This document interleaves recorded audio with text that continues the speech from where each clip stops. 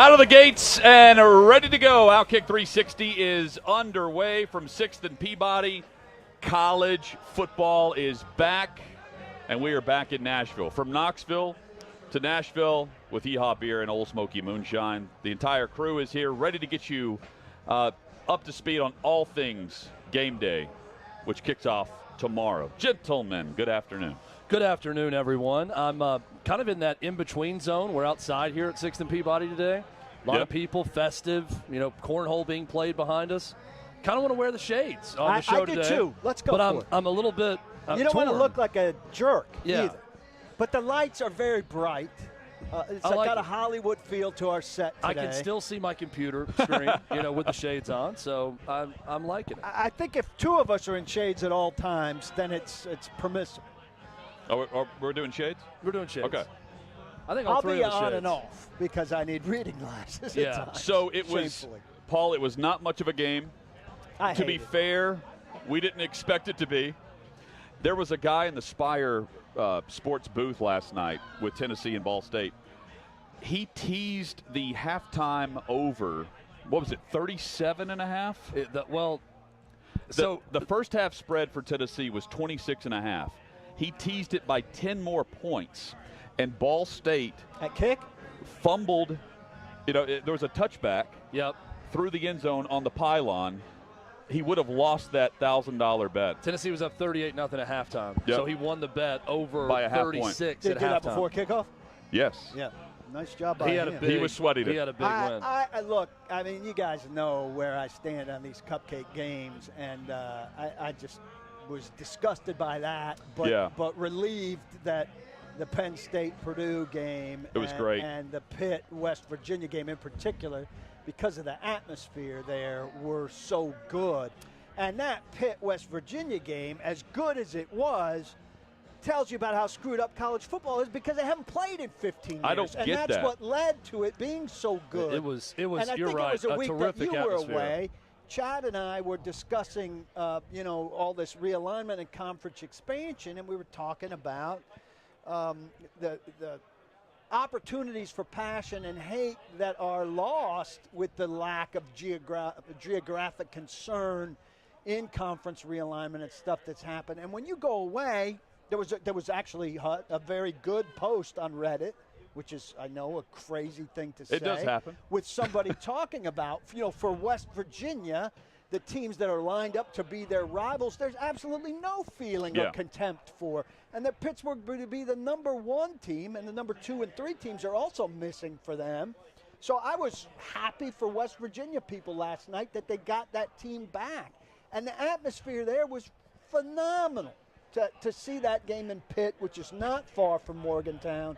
Morgantown, you guys probably haven't 75 been. I've miles. been to it. It's a mini Pittsburgh. 77 miles from the campuses. I went there when I was working on a huge Pac-Man Jones feature to see where he smashed somebody in the face with a pool cue and talk to people about it. It's a mini Pittsburgh. It feels like a mini Pittsburgh. That game is what I want from college Well, the game football. was at Heinz Field, and or whatever they call it now. 15 years. I mean, Yeah, how they stupid changed the is name that? of it.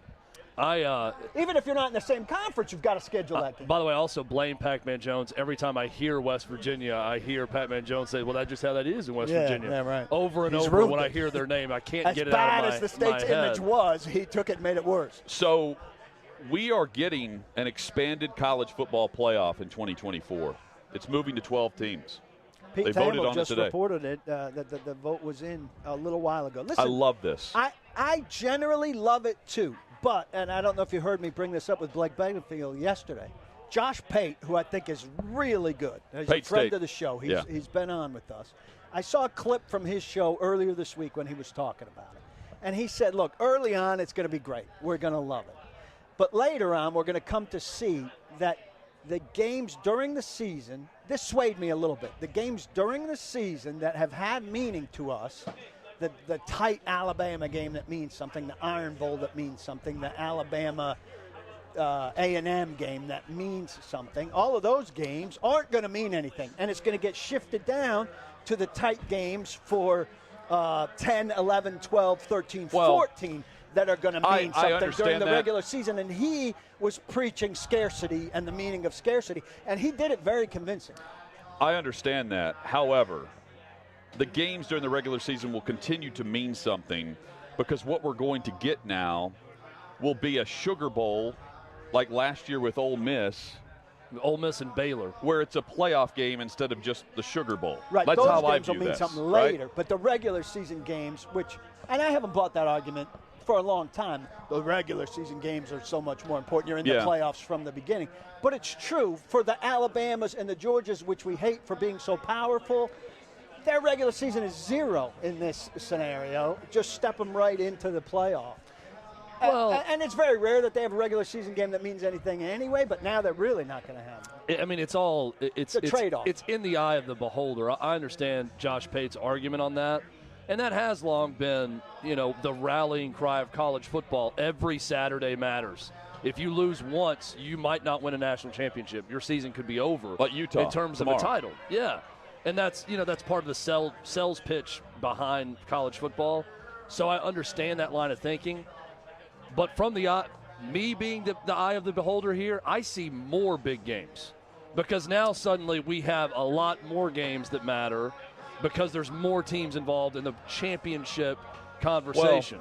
And that Texas A&M Alabama game or Alabama Georgia or whatever it may be, it's still very impactful, because we're talking about maybe hosting a playoff game or not, or having a number 2 overall seed versus having the number 8 seed in the playoff, right? It matters in pro football the same way when we're talking about seeding and where you're going to be in the playoff. And what Blake Bedingfield raised yesterday as a counter to that, which I thought was significant, is it a STEM transfer portal, right? If you want to be in the college football playoffs, this is a big thing in the EPL, right? You want to play for a team in European soccer that's going to the Champions League.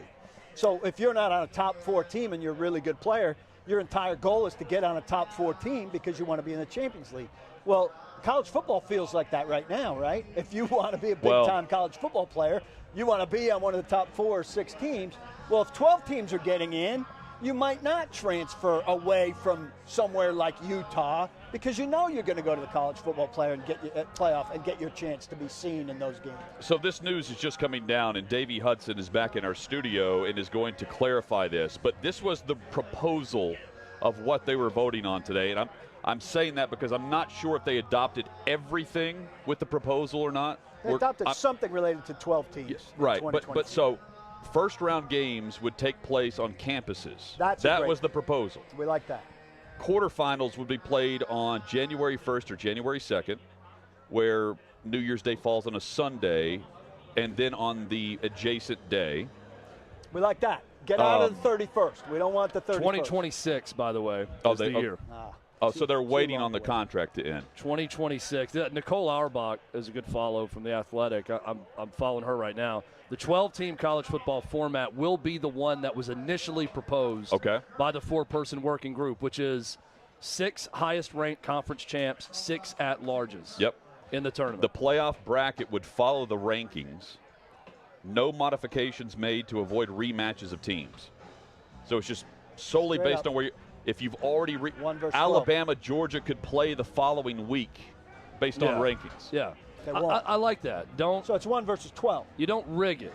That's the NCAA selection committee will get cute with some of their matchups, because they can in the basketball tournament at times, in the second round especially.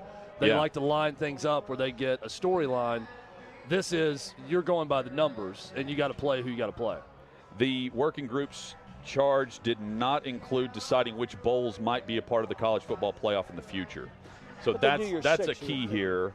I'm curious, just being in Nashville, the Titans are getting a dome. Is the Music City Bowl a part of this? Can it be in a rotation? Right? Yeah. Atlanta's in. Yeah. Would be the answer to that. So it's more than just the New Year's Day 6. That would be my thought on how they're going to rotate this. All 11 games would be under the college football playoff umbrella.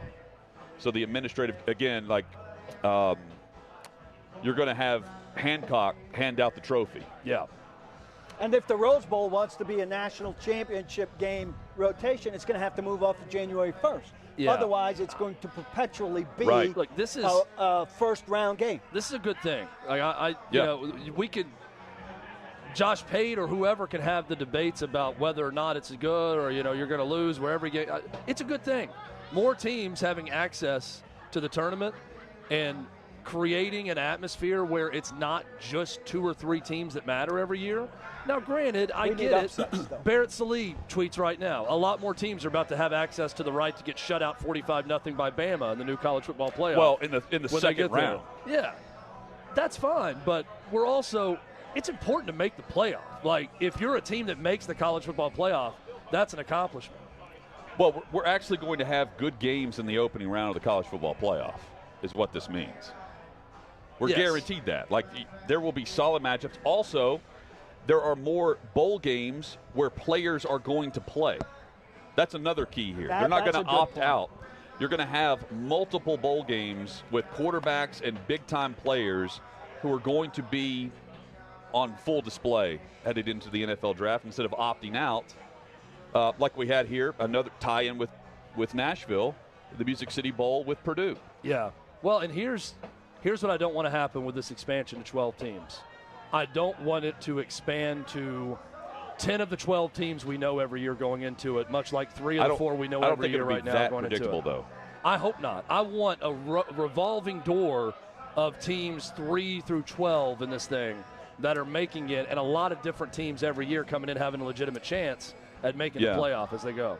Ross Dellinger, he says college football playoff presidents have unanimously approved to expand the playoff to 12 teams. The date of implementation could be 2024 or 25 or 26. That is going to be left up to the commissioners, which means that's going to be left up to the Big Ten and the SEC.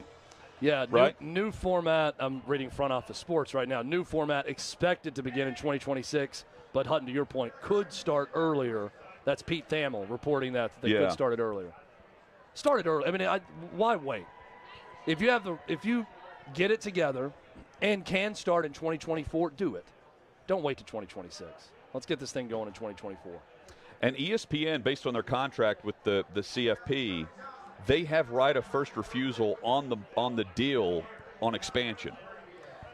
So it's not like it's going to go out to a bid unless ESPN allows that, and they won't, right? So this is ESPN driven. Yeah.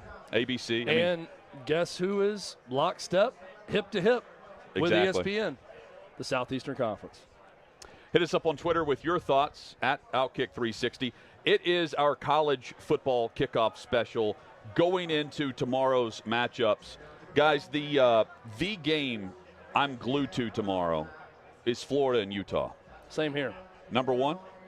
We're going to get your top 10 later. Number 1 for me. You would say number 1? I don't want to spoil it. Well, you said same here. And you? He spoiled it. It's number 1 for me.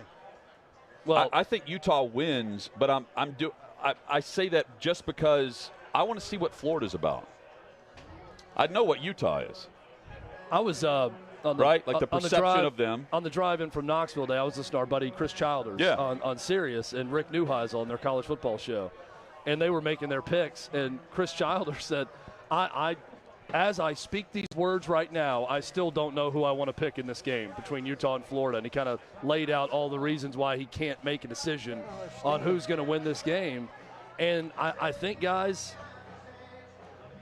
there's a lot of SEC bias in the minds of people because it's Florida, it's the swamp, it is humid as hell. Granted, it's going to be at night, which is going to help them. And just the long-standing thought is you don't go into the swamp in early September in that heat and humidity and win. Utah will. And then it's Utah. Utah hadn't even been in the Pac-12 for that many years, so no way they're going to go in there and do it. This Utah team is different, though. I'm with you, Paul. Utah's got to win this game by double digits. They're very good. I don't know about that. I think it's a great game. I think they win by 10. But I think people will be surprised about Utah in the trenches, right? The perception of the SEC is it's built up front. To win in the SEC, you're built up front. Utah gets after it on the defensive line. Florida was a mess. I don't think you fix a mess in one game. I agree. Against a number 7 in the country. They're a mess, but I think the mess is out of there. Dan Mullen was a mess. Yeah, and I don't think I think fixing the mess in one game against a premier opponent, even at home, is a big ask. And Utah's I think there's a gotta lot have of this. SEC bias. Utah's got to win it. I mean, They've to me, have all this. the pressure is on Utah in this game. Top 10 team. I agree with that. This is their chance. This is not a banner Florida team that we're watching in this game. Utah needs to go in there and win. And I do think people will be surprised to see just how big Utah's offensive line is, how big they are up front on defense, and how physical they're going to play. They don't have the five-star athletes like Alabama and Georgia. Alabama and Georgia play with the same physicality as Utah, but the Utah kids they've got a chip on their shoulder. They play at a different pace on every play, not the Josh Heupel fast-paced. They play in a I want to knock your head off. Yes. Every single play. That is Kyle Whittingham's program, is we are going to be the more physical player on every play, not just team. I'm going to dominate my one-on-one, and I'm going to hit this guy hard. That's what they do on every – that's the ethos of Utah football. They need to show that off tomorrow. Utah also has the better ground game and the better offensive line. Yep. I mean, that's and maybe the way I view Utah capability. is they should go on the road in the SEC. If they're sweeping the pack, they should go on the road in the SEC and win this game against Florida. Middle of the pack, SEC East. You could also really argue they have the better quarterback. Am I overlooking Florida, though, in that? No, I mean, I don't think so. I think Florida's hard to predict this year because they still have talent. And Anthony Richardson is a dynamic guy that is a big X factor at quarterback because of his ability to run. So it's not as much sleeping on Florida as are we going to see a renewed Florida spirit under Billy Napier right out of the gates in week one with that talent? Or are we going to see more of whatever the hell that was that took the field in Columbia, South Carolina and got blown out last year? Yeah, the team that didn't care. Yeah, the team that quit. Yeah. The team that lost UCF, I think, in the bowl game, right? Is it going to be that team, or is it going to be a new spirit with Florida under Napier? We're going to find out. Utah last season was one of and you're 8 right, I did teams. spoil my top 10 list. Thank you. I did one say of that's 8 teams that ran for 3,000 yards People plus last year. They're going to bring that to the Swamp tomorrow night. Ohio State and Notre Dame. We will preview this game and much more with Bobby Carpenter. He joins us next on OutKick 360.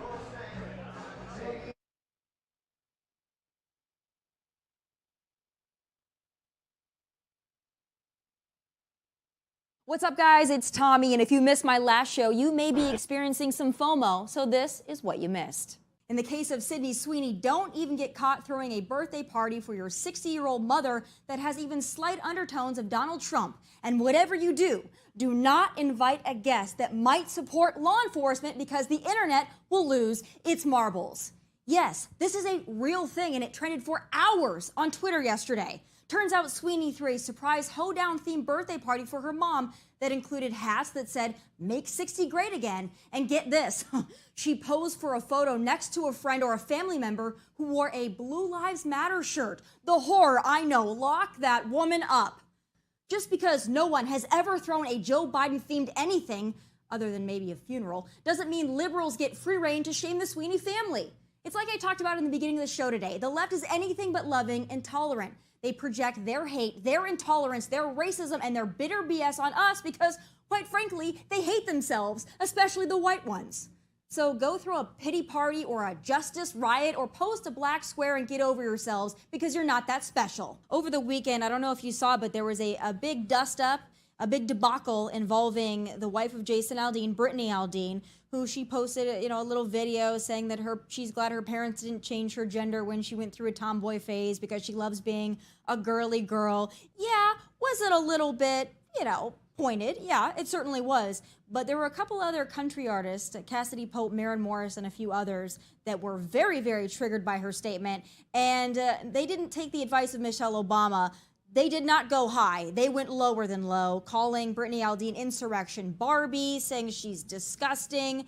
I've got more hot takes every Monday, Wednesday, and Thursday night, and I'll have some final thoughts at 7 p.m. Eastern right here on OutKick.com.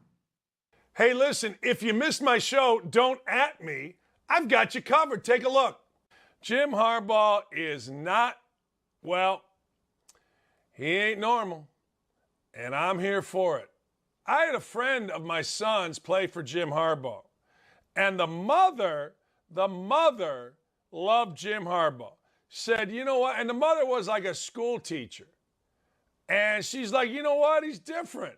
He makes sense. All these other guys walk in your house, and what are they? I don't know.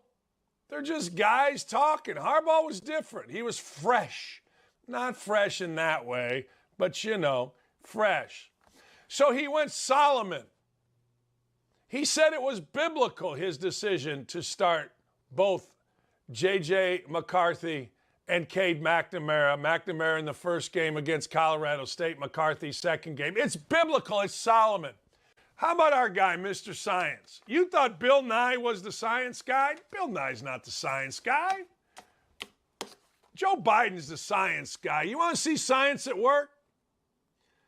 Joe Biden is Mr. Science. You know there was Mr. Coffee with Joe DiMaggio. Let's see Mr. Science living by science in this video here. Let's show this video. Joe Biden walking up, no one around him. He's got the mask on. Here goes Joe. He takes it off when he's going inside.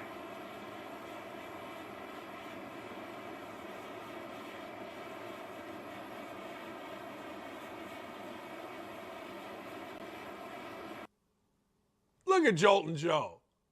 Join me, 9 to 11 Eastern Time at OutKick.com.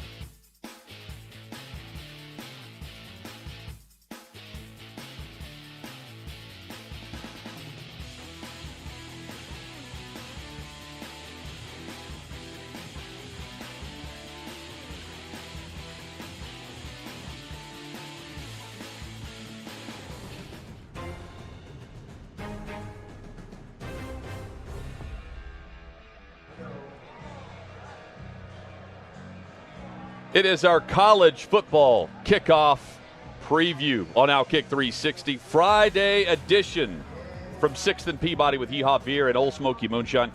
Bobby Carpenter joins us each Friday at this exact time. Bobby, good to see you, man. Hutton, man, it looks like you guys are having a good time. I mean, I can hear the noise, little music going on out there. Looks like you might be hungover from a little bit, celebrating Rocky Top last night, so you should be feeling pretty good. College football is back. On DraftKings, I'm looking at the spread, 17.5. Is this an easy bet for Ohio State against Notre Dame tomorrow? Anytime you start stretching those bets, I don't necessarily like them, just given the fact that you can get backdoor covers late in games, and you have no idea how that thing's really going to break in the second half. When it was at 13.5, 14, I loved it. Felt like 2 touchdowns. That would have been easy. I think Ohio State wins this thing 45-17, so by that score, I would say that they'll have the cover. But you never know when you can get a garbage touchdown, field goal late, that's going to change the look or outcome of a game when you start getting into the 3-score situation. You think we'll learn more about Notre Dame or Ohio State after the game? That's a really good question. And congratulations to you for asking that, because I don't know.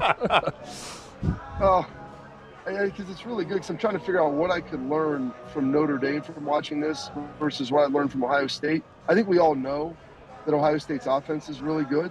You saw it last year, and you saw what they were able to do throughout the season and then in the Rose Bowl as well.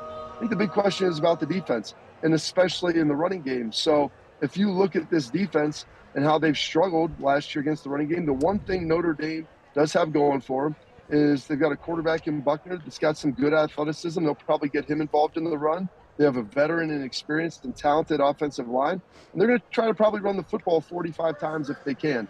So I think you might ultimately learn more about Ohio State and their ability to stop the run than you probably could for Notre Dame. I mean, I can get odds right now on 3 different Ohio State Buckeyes to win the Heisman. So it's a team chock full of talent on offense and really across the board. Bobby, what individual player do you think we're talking the most about next week coming off of this game on the Ohio State side?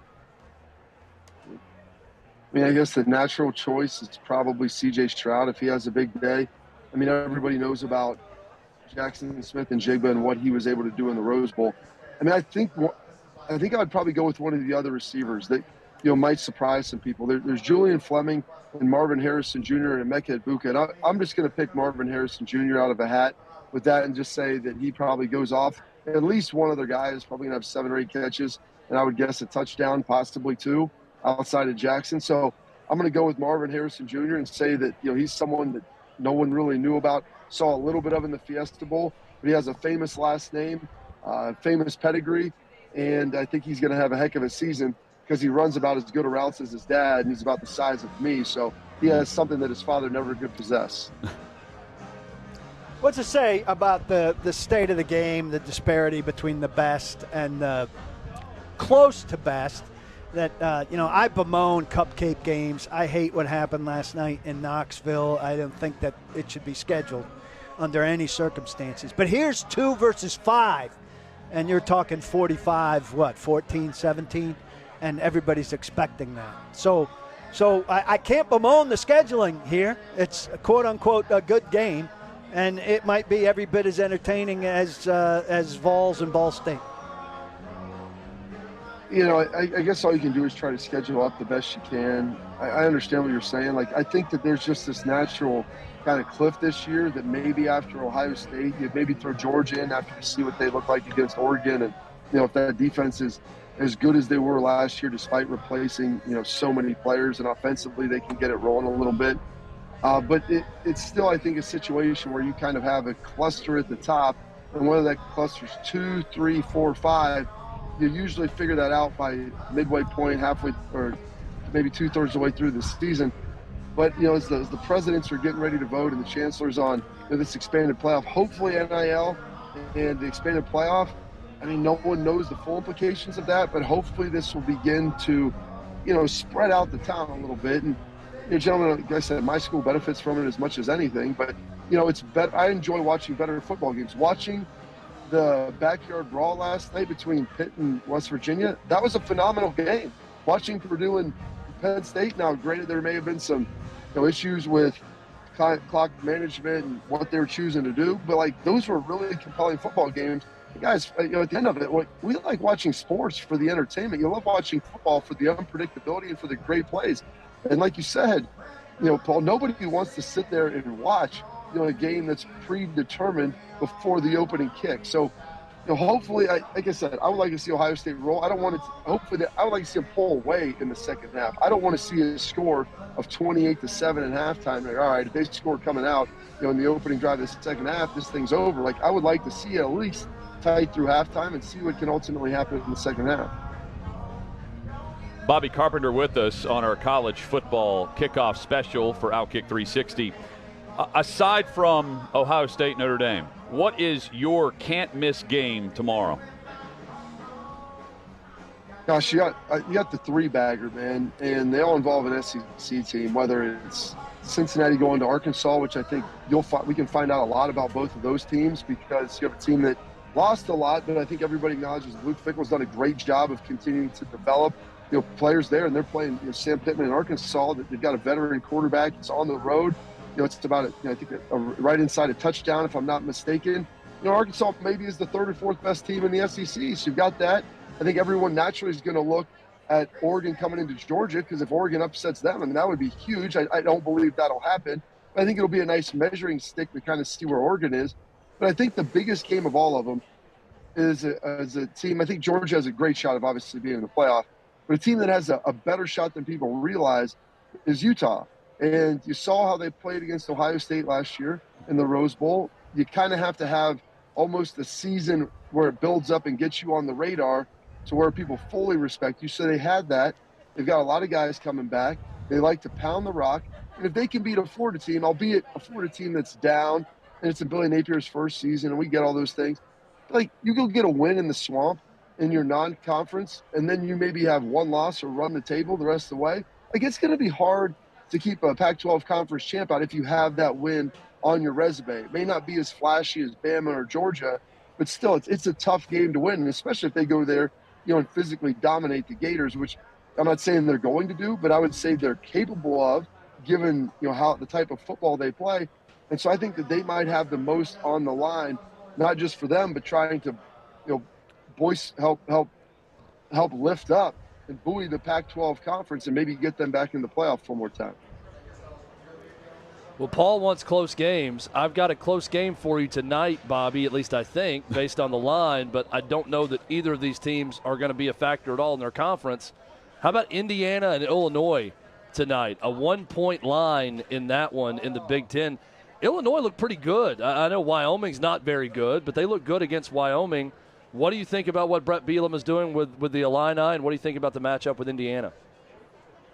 Oh, I mean, Wyoming's they're a decent mid-major. It's not like they're a bad team. So they'll probably win 6 or 7 games this year, I would imagine. So it's not like they're just a pile of hot garbage.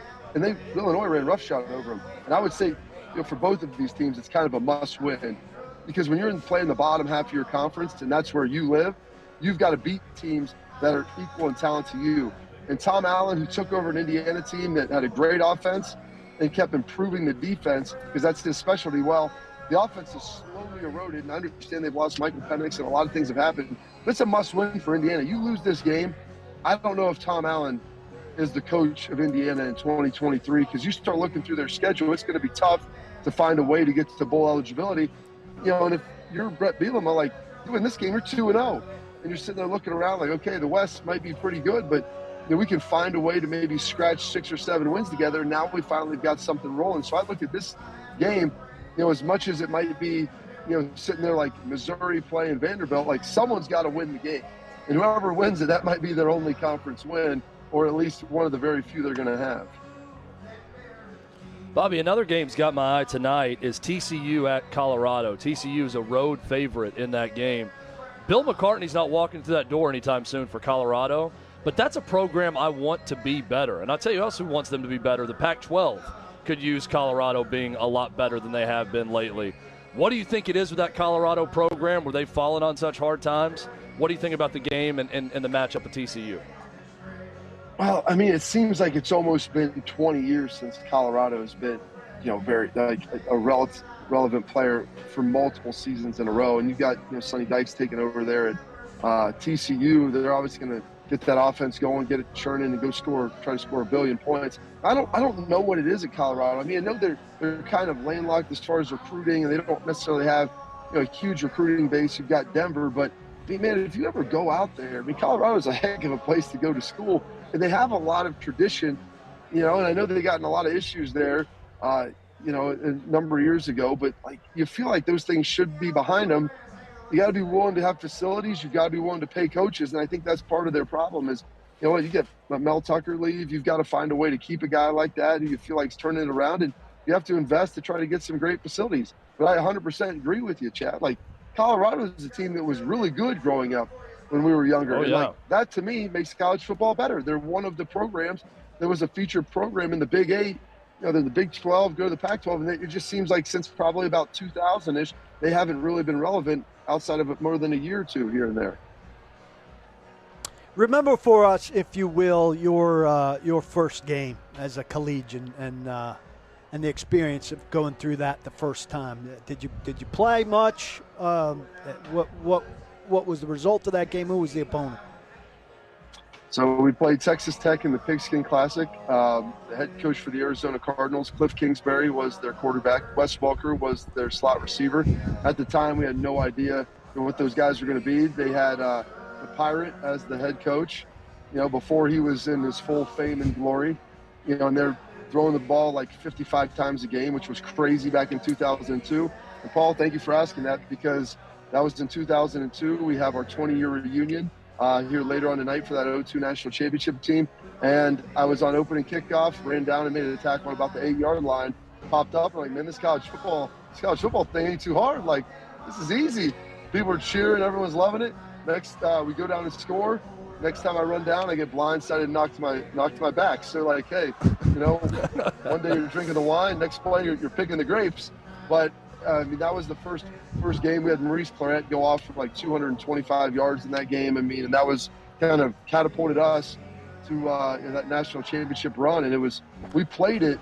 I kind of think it would have been like 0 week then because it was the Pigskin Classic. We had our first week as our bye, and then we played 12 straight games, not including a conference championship, and then played in the BCS finals. So playing 14 games back in 02 seemed like a heck of a lot.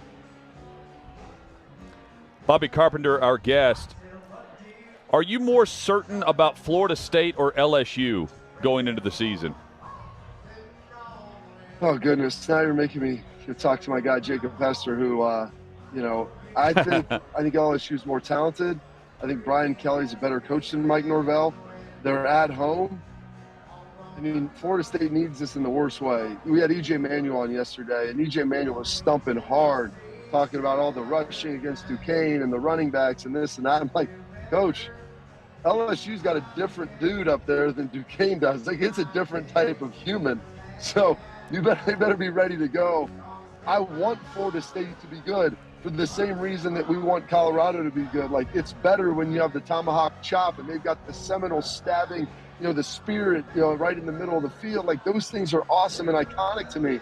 But I just feel like LSU, despite how bad they were last year, they will bounce back much quicker. And they're still in a better place right now than Florida State is. I would love for Florida State to win this game because I think it's much more important to them than LSU at this point.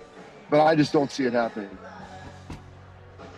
College football playoff expansion is happening. 12 teams by as early as 2024. This is a win-win, right? I mean, we're all in on this with the 12 teams and the matchups that we could have early on, where it sounds as though they will host those games on campus, the first-round games. That's going to be awesome. It would be fantastic. Like, I couldn't be happier about this happening. I think, honestly, the final straw was like USC and UCLA leaving the Pac-12 because now, like, some of the smaller conferences were reportedly holding it up. They wanted this, they wanted that.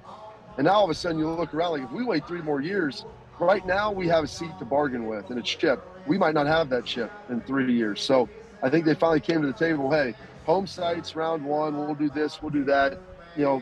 I don't know if we'll do the automatic bids or how that's going to work. I do want like a group of 5 school to get in there. If there's one that's ranked in the top 12, they should be assured a spot. Like, it would have been great. Like Cincinnati, if we had it set up, and they would have maybe been in the year before, maybe you win a couple games. Like, I think that's just good stuff to ultimately see. But I think it's ultimately a win for everybody. Hopefully some of those dollars they can peel off and get to the players because now you're asking people, potentially to play. If you're 4 more games after a 12 plus a conference game, and you're in the bye window. I mean, that's a lot. That's a lot of games that you're asking guys to play, and you're getting NIL money, but it's still technically for free to the school. So there's that element of it. Hopefully they can get all that worked out. I believe that they can, but this is really exciting. If you can do this in 2 years, man, that'll be freaking awesome. Bobby, enjoy the kickoff tomorrow. I know we had a preview of it last night and last week, but here we go. Week 1 is here. Finally, football's back. Football's back. I'm juiced up. It's a night game tomorrow in Columbus. The weather's going to be as good as it's ever going to be in Columbus, Ohio. So I'm hoping that I make it out to the field for us getting honored, and I can find my way back to my house after the game. It's going to be a long day, gentlemen. At BCarp3 is where you can follow Bobby Carpenter on social media. Thank you, Bobby. Appreciate you, man. Coming up on OutKick 360, more of our college football kickoff special. What's up, guys? It's Tommy, and if you missed my last show, you may be experiencing some FOMO, so this is what you missed. We're tired of this attack on children being lumped in with just being inclusive. It's incredibly dangerous. And I wish she would come and try and say that to us, really, because we stand with Brittany 100%. I'm a tomboy, and I'm still a tomboy. I grew up a tomboy. And I often think, as do all of us in our coalition, we constantly talk about how if we were raised right now, we 100%, and our parents were a little kooky and believed in this gender cult, we would have 100% thought we were trans. We were supposed to be in the other body because of the indoctrination. And our parents likely would have transitioned us and put us on puberty blockers and God knows what else. So I'm grateful that I wasn't raised right now, because I love being a woman. There wasn't a day in my life where I thought I wanted to be a boy or a man.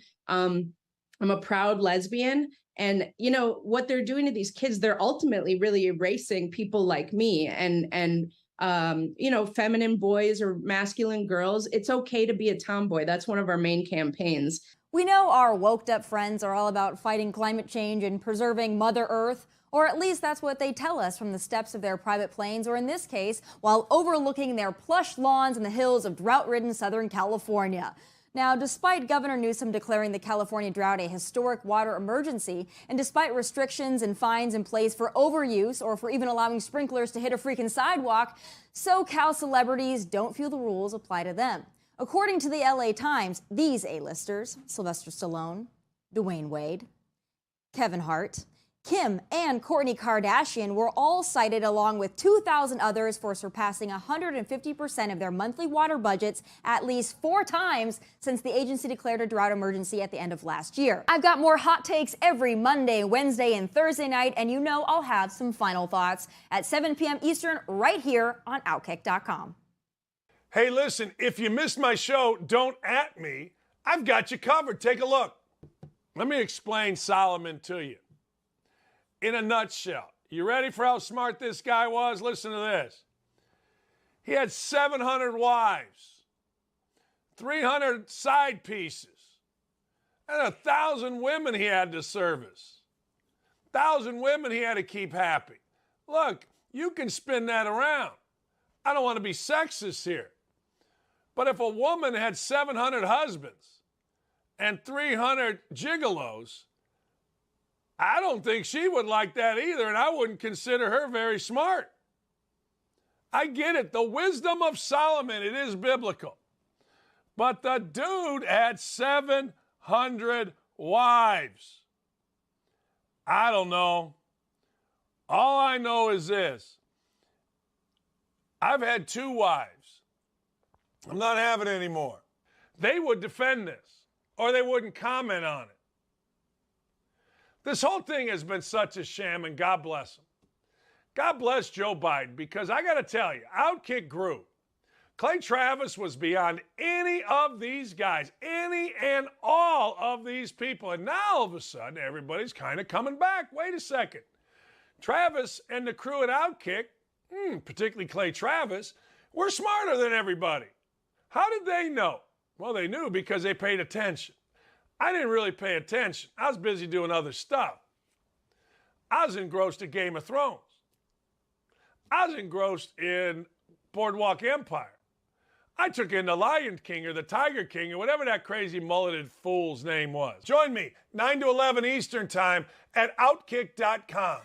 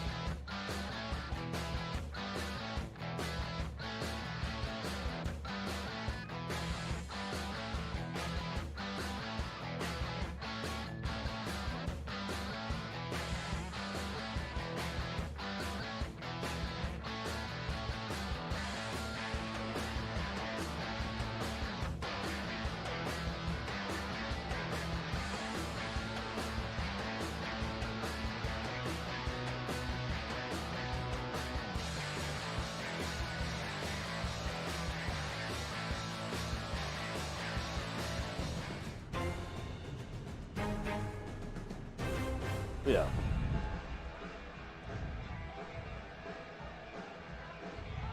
OutKick 360 rolls on across the OutKick network. It's our college football kickoff special. And we're going to preview all these games coming up over the next hour. So we will give our predictions as well, conference by conference. That's coming up in roughly 30 minutes or so. So right now, if you bet the favorite in college football, you're winning. They're 26-1 against the spread. Not against the spread, I don't think. I think they're 26-1 straight up. The one loss being Nebraska. That's not as impressive to me then. Yeah. I mean, quite frankly. The favorite is one, 26-1. Opening weekend, the favorite should win. Yeah. But, it's also impressive that Vegas didn't mess anything up in opening weekend. I will get this right. Nebraska is the one. The Crimson Tide, Vegas believes this is their best team ever based on the money for them to win the championship game. This depresses me, quite frankly. It never ends. And also, Nick Saban is getting angry during his radio show. So you know football season's arrived. They haven't played a game yet, and he is chastising people who write things about what could happen later in the season. Well, fans are asking him about what's going to happen in his second game. It's just going right by his first game. Yeah, he's saying, I read all these articles in the offseason about who would win in this matchup with this team at the end of the year. And he said, who gives a bleep? We got a game this week, and that's all we should worry about. Let's write about how can this team beat Alabama this week? And then the next game, how can this team beat Alabama this week? That's the stories you should be writing. When you're scheduling teams that you're going to beat by 40, we're going to skip past them. That wasn't the case last year, Paul. I mean, look at their games. They could have easily lost 4 or 5 games based on how those fourth quarters played out. Yeah, but not the first one against Louisiana Tech or whoever. Who they're playing. It's a Division I game, though. They're not playing TSU. It's sports. I mean, we talk about who we think might win it all. We're going to make Super Bowl picks and do the same exact thing. You think Sean McVay's sitting there getting mad about, I saw all these people saying who we'd win in the Super Bowl if we played the Bills. And it's what you do. Come on. Everyone, we're going to pick the Crimson Tide or Georgia out of the SEC. But the fact that John Murray at Superbook, the quote is, "We believe this is Alabama's best team." I mean, that's saying something coming off of last year, to me. Well, when it's coming from a straight sportsbook gambling spread perspective, that's interesting to me because I don't necessarily think that this is their best team, but it may be the biggest gap with their schedule and who they're playing. So their quality compared to their schedule's quality, this may be the best Alabama team ever, right? Yeah. From a gambling perspective. I'm not saying he's wrong. I'm just saying he's looking at it from that perspective, which is an interesting one to look at.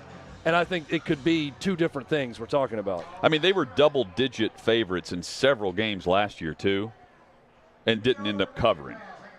This is a different vibe, though, with the returning Heisman winner. Talked about what was the phrase that he used when he categorized last year? Rebuilding. Yeah. It was a rebuilding year for him. Those just typical rebuilding year where it ends in the national championship game. Yeah. When you have a fourth quarter lead in the national championship game. So your odds to win the college football playoff, Alabama's plus 180. Ohio State plus 300. Georgia is plus 425. And then Clemson. Vegas believes in Clemson as well as the AP top 25. Clemson, I don't know what to think of them. Clemson only lost 3 games last year. Well, isn't that crazy? That's a disastrous season for Clemson right now. But they're also winning games like 13-6. Well, and that's why I like Clemson. That's why a lot of people like Clemson is because their defense is very good. Their defensive line They is are 5-star insane. level talent, similar to Georgia a year ago. Not as good as Georgia's defense, but they've got dudes at every level of their defense. What was the early Clemson game, too? Was it LSU? They had a big early kickoff game that was a big deal that kind of set the tone. They play on Labor Day night this year against Georgia Tech in Atlanta.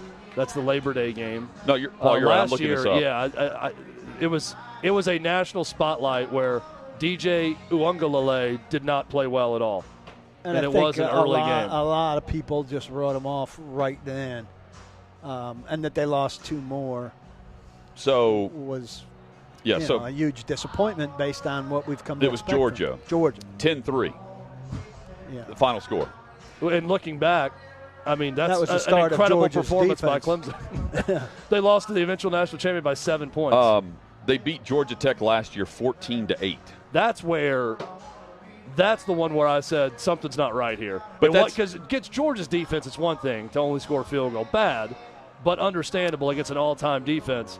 When they put up 14 and almost lost to Georgia Tech, I'm thinking this is not But that's good. kind of my point. Like, I think that's how they win games this year. So why is everyone back? And I realize Clemson hasn't been talked about nearly to the extent of the other powerhouses, even though they are one. I mean, they're in the playoff every year. We expect them to be. And they're 4th, right? But we saw a different Clemson last year. Well, we got spoiled by quarterback. They also, they haven't changed that. They got to replace 2 coordinators. Yeah. I mean, both left for jobs. Brent Venables left, and Elliott left to Virginia. They so beat they've Syracuse got 2 guys taking head coaching jobs. 17-14. But that's been such a big part of their greatness has been consistency and continuity with their coaching staff. And now you're replacing both coordinators also. I mean, look, you're bringing up a good argument. We're going to have our picks later. I like Clemson, but there's a lot of things to ask questions about. I think right it now also says, a lot about what people think about NC State and who's next in the ACC in terms of who's going to replace them at that time. Well, they're in the mix, but going into last year, it was Clemson's winning the ACC. Yeah. Now they're in the mix to win the ACC. And that's still, how I view them. I would still say, though, they are most people's pick to win the ACC. And they're outstanding defensively. Yeah. Don't get me wrong here. Georgia was outstanding defensively and won a national title last year. So I get it. But at the same time, I'm seeing final scores in the ACC that Clemson generally doesn't have. Yeah. Even though they're winning some of these games. Well, look, we'll see if, a change in coordinator, defensive coordinator, they didn't need any change in, obviously, with Venables and their defense. Yeah. But maybe offensive coordinator, it could be a good move for both sides that he leaves, right? And now you got a new direction there. Georgia Tech, by the way, capped the ticket sales for this game at 45,000.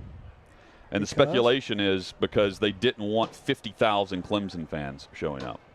So they capped I've never heard of a school capping it at like a minimum. We're going to cost ourselves money in order to not let and take the game's in Atlanta. The other team come in to replace. That's a little. It's weird, right? That's a little ridiculous. It's weird. By the way, quick review of Deland Stadium renovations last night. We were there for it. Looks great. Paul, I know we talked about it one day with the Vol sign, how easy that was, and it makes it look aesthetically better. The party deck, we weren't in there, but looking at it looked really cool. The new club level. At one point, I was right behind the West Club level, and you could see where people were walking out into a deck area and then going back to a bar. It looks nice. I wouldn't say over the top, state of the art, but really nice. Like it serves its purpose. Good. Those letters. I mean, it's the easiest thing in the world to do. That adds a touch that is well beyond the value of what it cost them to put It also them up. still amazes me. I had to walk all the way around the stadium to go find these guys at one point, and going through the bowels of old Neyland Stadium. I forget going on the east side of the stadium, like East Stadium Hall. That thing was built in the early 1900s, and it looks every bit. The pipes are exposed, and you're walking underneath the stadium and you see just how old the foundation of the stadium really is. Chad, give us the opening round of the 12-team college football playoff if it happened this past year. Opening round. 12 seed would be Pittsburgh playing at number 5 seed Georgia.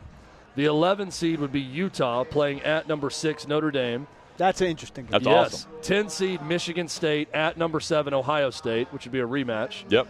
9 seed Oklahoma State at number 8 seed Ole Miss. That's an interesting. The Ole Miss Oklahoma State winner would get Bama. Ohio State Michigan State winner would get Michigan. Notre Dame Utah winner would get Cincinnati. Georgia Pitt winner would get Baylor. Pretty cool. Bring it on. Yeah, let's do it as soon as possible. Let's bang some hats. More of our college football kickoff special on OutKick 360. We preview tomorrow's kickoffs next on the OutKick Network.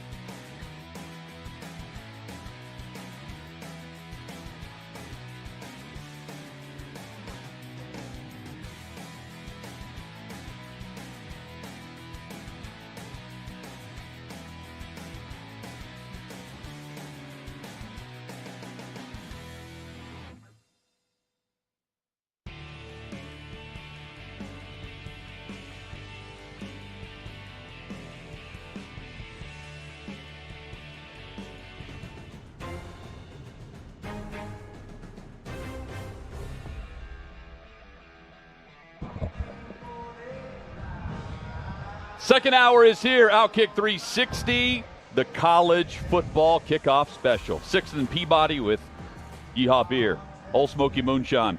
Out here in the beer garden this afternoon, ready for kickoff tomorrow. We had in Knoxville yesterday. Shout out to Old City Sports Bar, Spire Sports Group, and all of the hospitality in Knoxville for OutKick. It was a great trip, solid show, and we'll be back. And I say we'll be back in what will be a packed Neyland Stadium. The Florida matchup, Chad, at the end of this month. Yep.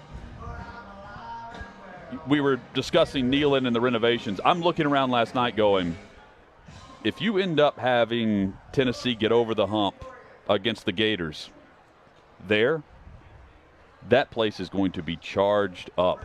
Well, I was thinking with a chance to remain unbeaten. They had the light show at halftime last night that they can do with the stadium, and I'm thinking the first big. We were at a night game last night, but it's Ball State. The first big night game. Yeah. If it's Florida at night on ESPN, let's say, or when they're hosting a big night game, that is going to be a special atmosphere if Tennessee is rolling along at that point. And I'll say this for Tennessee, watching the offense last night. They were better than I expected in that game. I didn't expect them to be up 38-0 at halftime. Now, what can we really learn from that? Because Ball State's really bad. Awful. Yeah, and they put up really no resistance in the game. Similar to Vanderbilt and Hawaii, it's tough to take a lot of big takeaways. Yeah. But Tennessee was very efficient offensively. How they operated the offense. Yeah, not a lot of penalties. They played clean. I even thought Hendon Hooker, who had great stats, was very efficient through the air. Had over 200 yards passing, had 2 rushing touchdowns and 2 passing touchdowns. I didn't think he was that great. I thought he was high on a number of passes to the outside. That wasn't even good Hendon Hooker that we saw last night, and Tennessee was still able to roll. Anything stand out to you, Paul? Well, I don't understand Ball State's approach. You go trickery right out of the gate, and then they go for it on some fourth downs. My attitude, if you're a team like that, you have nothing to lose, but you want to stick around as long as you can. And the things they were doing, if you fail at them, you're done. Well, that game was over after 2 plays. It's kind of like there was an interception and a 23-yard touchdown. Do you want to lose by 63-10 or 34-7? I want to lose by 34-7. Yeah. I don't know if you give yourself a chance to win in that mindset, though. You have to. Those things go right. Are they giving themselves a chance to win? They're not winning that game.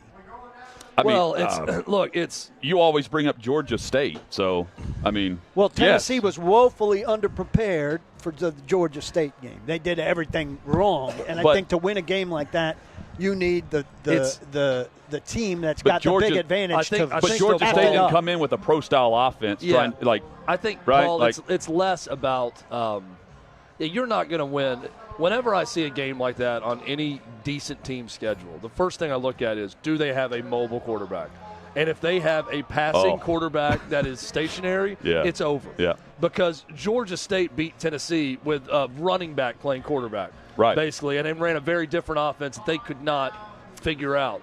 But you go to games, and this applies to every small school going in to play a big opponent this weekend. It's less about the final score with your team and more about the mentality. And I'm with you, Paul. It was a very bad trick play, and Tennessee wasn't fooled at all. They didn't execute it. But the thought is, hey, guys, we're going to go in there and have fun. We're going to roll our sleeves up and, unbutton our collars on the sideline and just let it rip. And we're going to go for it on fourth down. And that's what it is. It's a signal to your kids that we didn't come down here to lay up. But in doing so, you're laying up. I know that there are away. Periodically games. The hit rate, obviously, for me, is nowhere near close enough to make it worthwhile. I had it in the rundown the other day, and we didn't get to it. It's been 33 years since the Appalachian State-Michigan game. 15 years. 15 years. 2007, yeah. Sorry, 15 years. Still a long time since the patron saint of the upset of that kind of game. That was, by the way, the first game on the Big Ten Network. Yeah, I remember that. Kicked off the Big Ten Network. Yeah, that was a gift from the gods. Off of the black. Well, not great for the Big Ten, but yeah, good for the people. You know what's crazy is wishing they had seen that game. Yeah. So just looking at some of the lines, Tennessee ended up a 36.5-point favorite last night over Ball State. Michigan was a 33 or 34-point favorite in that game over App State and lost. But that's not the biggest point spread outright winner ever. And I believe, Davey can look this up and fact check me on this, it's a Jim Harbaugh coach Stanford team. They were a 41-point underdog at USC and won when Jim Harbaugh was at Stanford, early on in his tenure at Stanford, when Stanford was terrible. And he took over that job, and they won, familiar. I think, I believe it was something like a 41 or 42-point underdog. Road dog. 41 points. 41. Yeah. USC led 9-0. Yep. And that was, but then Stanford won. Hutton fired up the Google machine quicker. They came back quicker than Davey could find it. That's good. 41 points. I mean, it's hard to get a 41. Isn't that crazy? It's hard to find Vandy as a 41-point underdog in the SEC. But it's funny. Right? App State is the example of the ultimate football Cinderella, but the ultimate football Cinderella was a conference opponent. Yeah. It was two conference teams. It was a Pac-10 game at the time back in 2007, and crazy. Jim Harbaugh coached it. A couple of questions going into the college football season as we really kick things off tomorrow. Will the ACC represent in the college football playoff? The 12 team in 2024? No, this year. Is the ACC going to have a team in the playoff? No, not in my playoff. And I like Clemson this year. I think Clemson's probably, though, a 2-loss team that's on the outside of a 4-team playoff. And I think Clemson's the best team in the conference. We're going to get into conference picks later. Yeah. I'm not buying the hype around NC State. Oh, I love them. And I think the hype starts to die tomorrow. And I'll explain in my top 10 games. My top 10 matchups of the weekend, a game that no one is even talking about right now. Excellent tease. Stay tuned. What programs, if we could just wave a magic wand and say, this program matters in 2022, what would you point to? I would put Tennessee in that area. I'm going back to a previous conversation where we need, if you're tired of Alabama and Georgia, they're not going anywhere. Is you A&M need Tennessee, too easy an answer? They already Florida, matter? LSU, A&M. You need them to rise to the level of Alabama, Georgia. You're not waiting on the backslide, right? A&M's my first answer because we've heard for a couple of years now about their phenomenal recruiting. Yep. And I need that phenomenal recruiting to matter and to translate to, in some way, shape, or form, to them pressing Alabama and Georgia for SEC supremacy. But see, I think Tennessee, I can make an argument for Tennessee even more than that because they play Georgia and Alabama this year. Right, so they can measure. But they it can head-to-head. really mix things up a bit. So I'm going to go with two answers here. Michigan is one because if Jim Harbaugh can come close to replicating what he did a year ago, or even, fingers crossed for Wolverine fans, knock off Ohio State again and win the Big Ten again, that is threatening the Big Ten power. That is threatening the power balance in the Big Ten, where now you have two major players year in, year out with Michigan and Ohio State, if he's able to do that. The second one I'm going to point to is Lane Kiffin and Ole Miss. They host Alabama this year. This great experiment of turn over the entire roster and bring in a bunch of top-level transfers as one-year loaners. Yeah. We're going to see if that works this year. And A&M's a good one to challenge Alabama in the SEC West. It's time for them. I'm putting Ole Miss in that category too.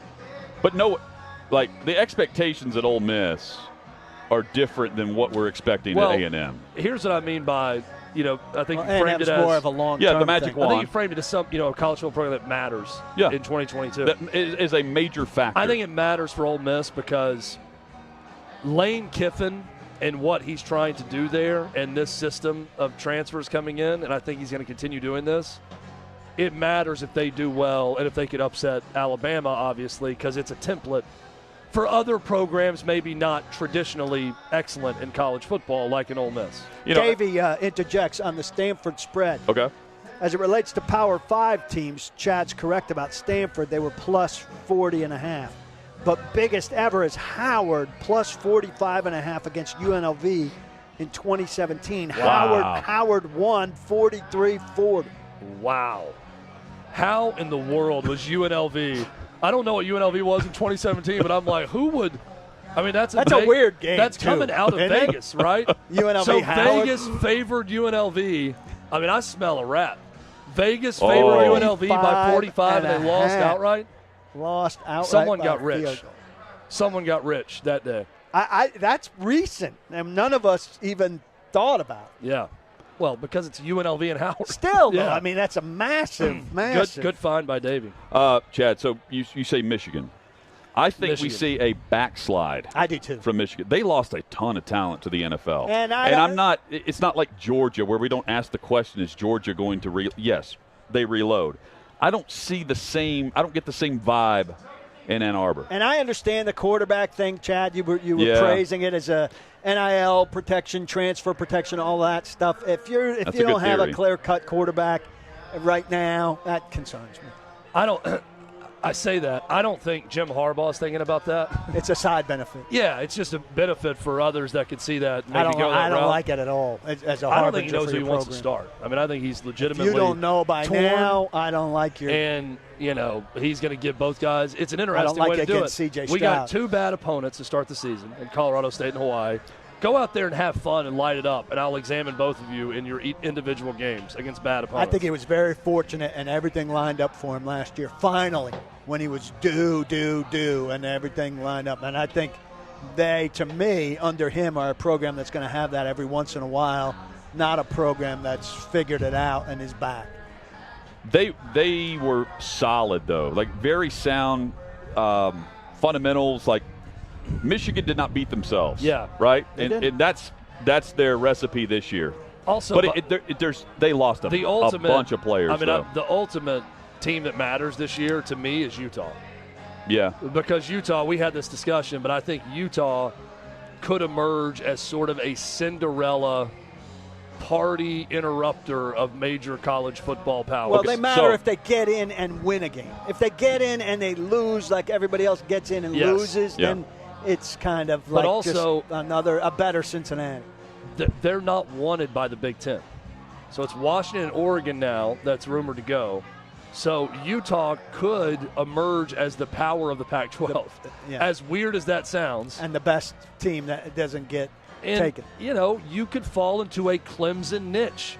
Clemson's dominated the ACC, and they find themselves in the playoff almost every year because they win the ACC every year. Well, is there a world where the Pac-12 remains relevant enough after losing these teams, where the winner of the Pac-12, in a 12-team playoff, yes, they're going to be in the playoff. It doesn't matter. They're getting in the playoffs whether they win a conference or if they're the 7th team. There's no bigger game. Again, spoiling my top 10 list.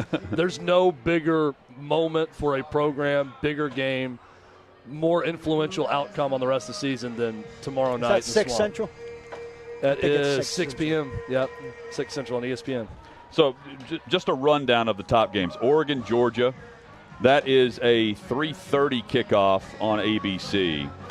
Cincinnati, Arkansas will be on ESPN at the same exact time. Notre Dame, Ohio State is at 7:30. 3:30 Eastern time is going to be a tough time to find a game you want to stick with because there's a bunch of good ones on right in that window that you're going to want to be going back and forth between. I know where you're going with NC State. I have this listed. Noon kickoff Eastern on ESPN.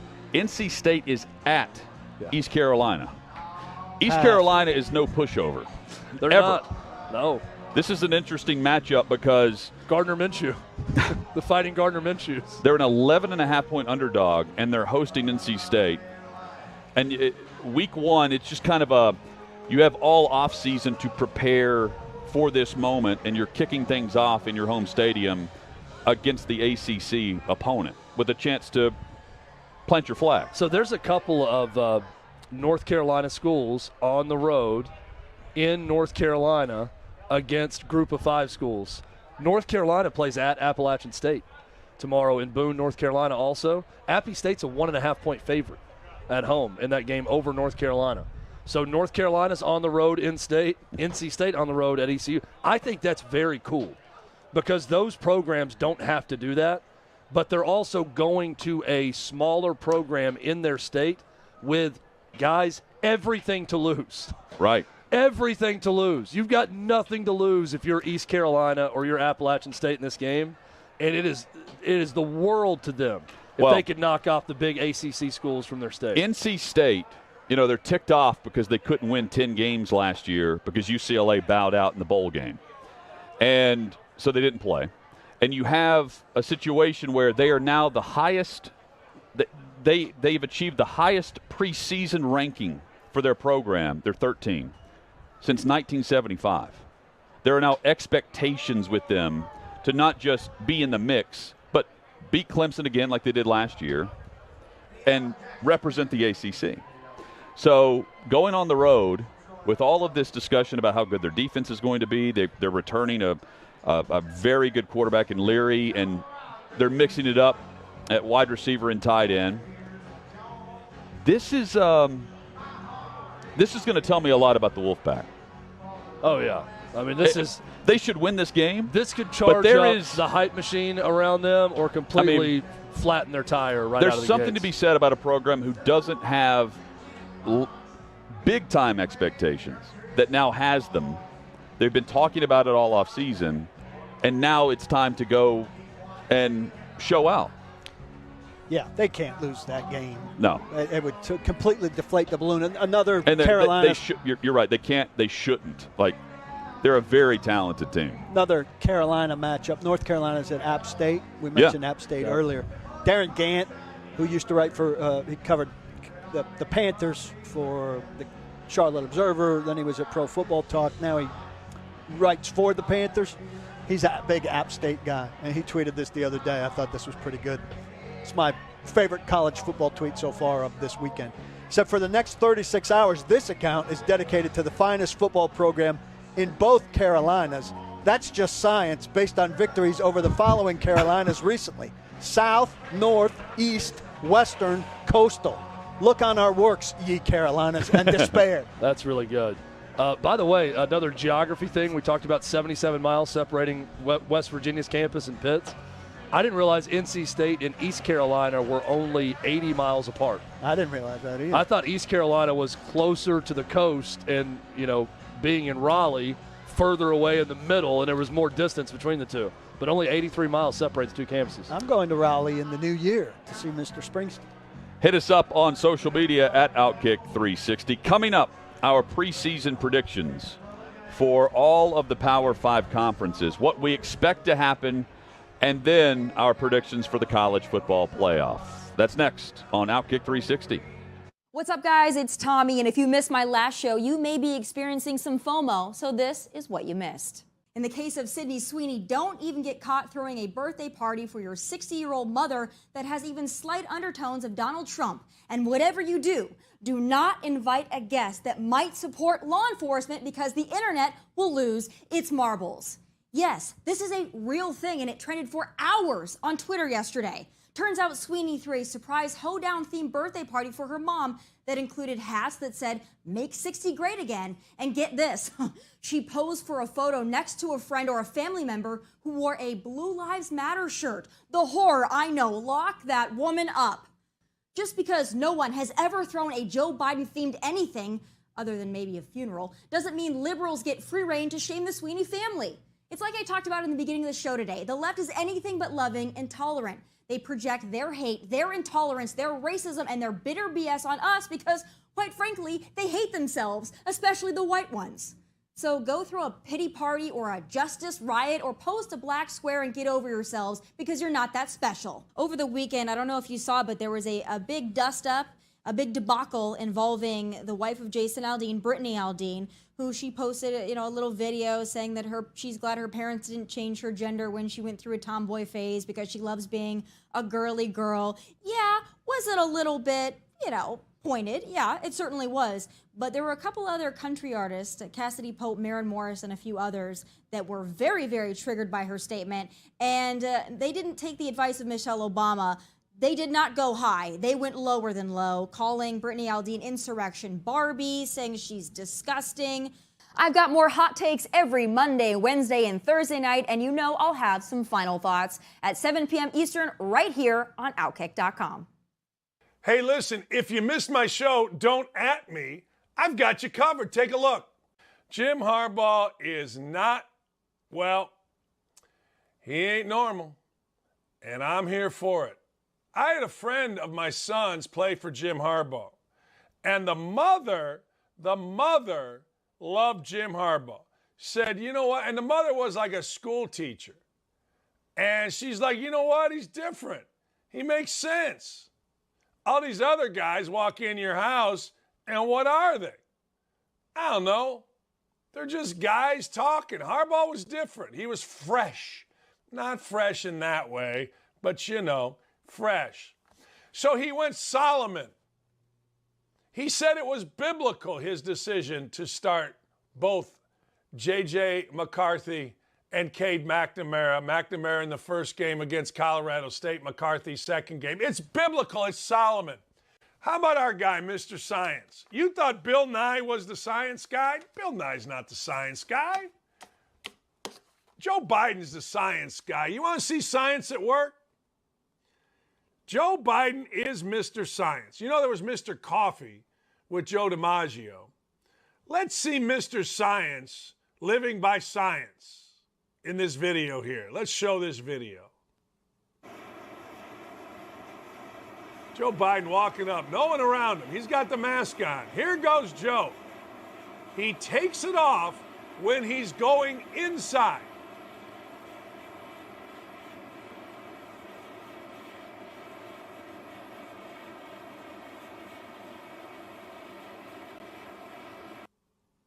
Look at Joltin' Joe. Join me 9 to 11 Eastern Time at OutKick.com.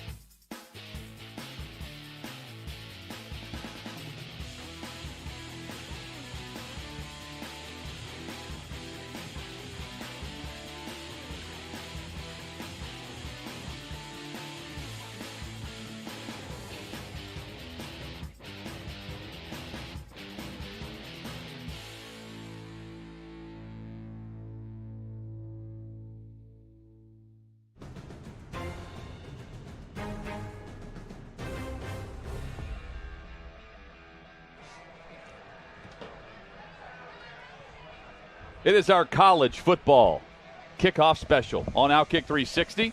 Glad you're with us as we broadcast live from 6th and Peabody in Nashville with Yeehaw Beer and Old Smoky Moonshine. Guys, it's time to make our predictions. Conference by conference in the Power 5, and then we'll lead up to the college football playoff. But let's start by just going conference by conference and why we believe each team will win outright. Starting with the ACC, I'm taking NC State. They're non-conference. We mentioned ECU, Charleston Southern, and Texas Tech, as well as UConn. That's the NC State non-conference. They're going to travel to Clemson on October the 1st, and then they're at North Carolina in November, Thanksgiving. But they'll get Wake Forest at home. That's coming up on November the 5th. And I think they have the key matchups at their home stadium. Dave Doran has preached about his team having a lot to prove. He believes that they have a 10-win team last year. They didn't get it. They're back to prove a point this year. And Devin Leary, 35 touchdowns to just 5 interceptions, pocket passer, over 300 yards in 6 games last year throwing the football. Drake Thomas can play everywhere in their offense. Patrick Wilson can stay healthy if he's there at linebacker. Solid defender. Their defense carved up in a couple of games, losses to Miami and Wake Forest a year ago. But they lost 5 starters throughout last season due to injury. So I think that plays a factor in how we view those losses for NC State a year ago. I think they're very good. They return a ton of guys. I'm taking them to win the ACC. I thought long and hard about picking Pitt to repeat in a surprise in the ACC because I think people are sleeping on Pitt a bit. They look with great. The talent, yes, Kenny Pickett's gone and Jordan Addison's gone, but they returned almost everyone else from last year's team, and they added a 5-star quarterback in Keaton Slovis from USC. But I'm going to go with Clemson. As unpopular as that may be, defense travels. And I think they're going to have a dominating defense in the ACC. And I look at their conference schedule. If we're talking about conference championships, they start with Georgia Tech on Labor Day night on the road. They play at Wake Forest, but we don't know if Sam Hartman's even going to be playing at that point early in the season. They get NC State at home, which I think is a huge advantage head-to-head for 2 teams vying for a conference championship. At Boston College, at Florida State, Syracuse at home, at Notre Dame, Louisville, Miami. I think Clemson, even with all the transition, with both coordinators leaving for another job, Brian Breesy, other guys in that defense, they're stacked on that side of the football. I think DJ Uiagalelei steps up just enough offensively to put them over the hump. They weren't that far off a year ago. The offense was terrible most of the season, but they were 9-3. Win one more game, and they're probably going to win the ACC. I think they get that done this year. I was leaning Pitt. Glad I didn't take Pitt because I didn't think Slovis was great last night. He took 5 sacks, and I didn't like the way he took them. It just looked like a guy on those plays that wasn't a big-time performer. And so I took NC State. I don't really like NC State that much, though, and I don't really like this conference that much. But Leary, coming off of an injury, right? He had a broken leg in 2020, so he didn't really have I'm giving him the second-year bounce back. Hutton, you like him more than I like him. I do. But the guy had 35 touchdowns, 5 interceptions. I really like those numbers. And based on that and not liking the conference that much, and maybe turned off by Clemson being a defensive team for some reason, in a way that I'm not turned off by Georgia, so I understand there's some hypocrisy there, I took NC State. If the running backs can grind out some yards for NC State and the defense stays healthy, they're set. They get a lot of guys back just based on the bonus COVID year this year. Well, let's also, and I picked Clemson, so I'm kind of going against my own point here. But, Paul, let's not put Clemson's offense and Georgia's offense in the same category. Georgia was very good on offense a year ago. Their defense was otherworldly good, but their offense was outstanding most of the season, too. Clemson is all defense, no offense a year ago. Awful. They just need a little bit more offense this season. I think they're going to get it. Well, what I do is I see everybody just put Clemson in the top 4 by default. I resent that. I lash out at it. In the Big Ten, Ohio State, right? Yeah. Yes. Across the board? I said it earlier when you were asking a team that could matter. I mean, can Michigan, who's got some guys coming back that won it last year, can they shock I don't think so. It's Ohio State's conference. We're going to start to see that tomorrow night when they destroy Notre Dame. Travion Henderson in the backfield. You have Njigba at wide receiver, C.J. Stroud at quarterback. I mean, this makes Tyler on our staff very happy. They have 8 home games in what is the 100th anniversary of Ohio Stadium this year. Jim Knowles is running the 20th anniversary of the 2002 national championship, as Bobby Carpenter told us also. The big celebration tonight. Top 5 in sacks and interceptions last season. However, they were 9th in points allowed. So Jim Knowles is in from Oklahoma State. I think that makes a world of difference. Marvin Harrison Jr. at wide receiver. Mayan Williams is also in the backfield. They're stacked. They are loaded. I mean, they've got 3 guys that are, I think, top 7 in the odds for Heisman, or maybe top 10. That's remarkable. They've got an absolute 3-headed monster on offense. And C.J. Stroud is going to get a lot of talk as possible number 1 overall pick in next year's draft. To the Big 12. Guys, I'm taking Oklahoma. Brent Venables as head coach. Dylan Gabriel at quarterback. Marvin Mims is a big play guy on the outside. Eric Gray's at running back. Defense should be fine. Jeff Lebby is now there. A lot of movement up front defensively for Oklahoma. I'm taking the Sooners to win the conference in a surprise. From a talent standpoint, I agree with you on Oklahoma, and I have a hard time not picking them, but I'm not going to pick them because there's something funky about this transition to Venables that I can't quite put my finger on it, but I don't like it so far. But we'll find out as the season goes along. I still think they're going to be very good with Dylan Gabriel at quarterback. I'm going Baylor. Look, I think that Dave Aranda is going to have this thing rolling at Baylor. He is. I've always been a huge Dave Aranda fan. Great defensive mind, and he is building a program there at Baylor that's going to last. So I like Baylor this season. But again, I do not fault you for the Oklahoma pick because I'm right there with you on their talent. I'm with you on Baylor. 12-2 last year, beat Ole Miss in the Sugar Bowl. I like Aranda. I don't know about the quarterback, but he's going to be behind a good line. They've got good lines on both sides. They lost 2 really good safeties in Woods and Petrie, and they've got a tough schedule. Utah, West Virginia, Oklahoma, Texas. But I just have a feel about them. And I'm not big into transitional coaching situations, even if they've got talent behind them. And some of that talent went to Southern California. Something crazy on Oklahoma. I think they could get better quarterback play out of Dylan Gabriel than Caleb Williams last year. It's possible. I don't think that's crazy at all. I mean, Dylan Gabriel, go look up his stat line when he was at UCF. With Heupel. Yeah, with Josh Heupel. He's a terrific quarterback. So I don't think is there a talent drop-off? Maybe. I think Caleb Williams is more talented. But from a experience and what Dylan Gabriel can bring to the table, is there going to be a legitimate drop-off at quarterback this year at Oklahoma? Maybe not. He may be every bit as good. In the Pac-12, I'm taking Utah. Cam Rising at quarterback. They are very good on the offensive line. We'll see that on display against Florida. Defense is replacing Devin Lloyd. Other than that, I have no reservations about Utah. Coaching, quarterback, playmaker on the outside, plus their run game, offensive line, and defensive line. To me, that wins games up front. It's an SEC mentality in a weird way at Utah this year based on just the upperclassmen and how they're coached. To me, this is a lock.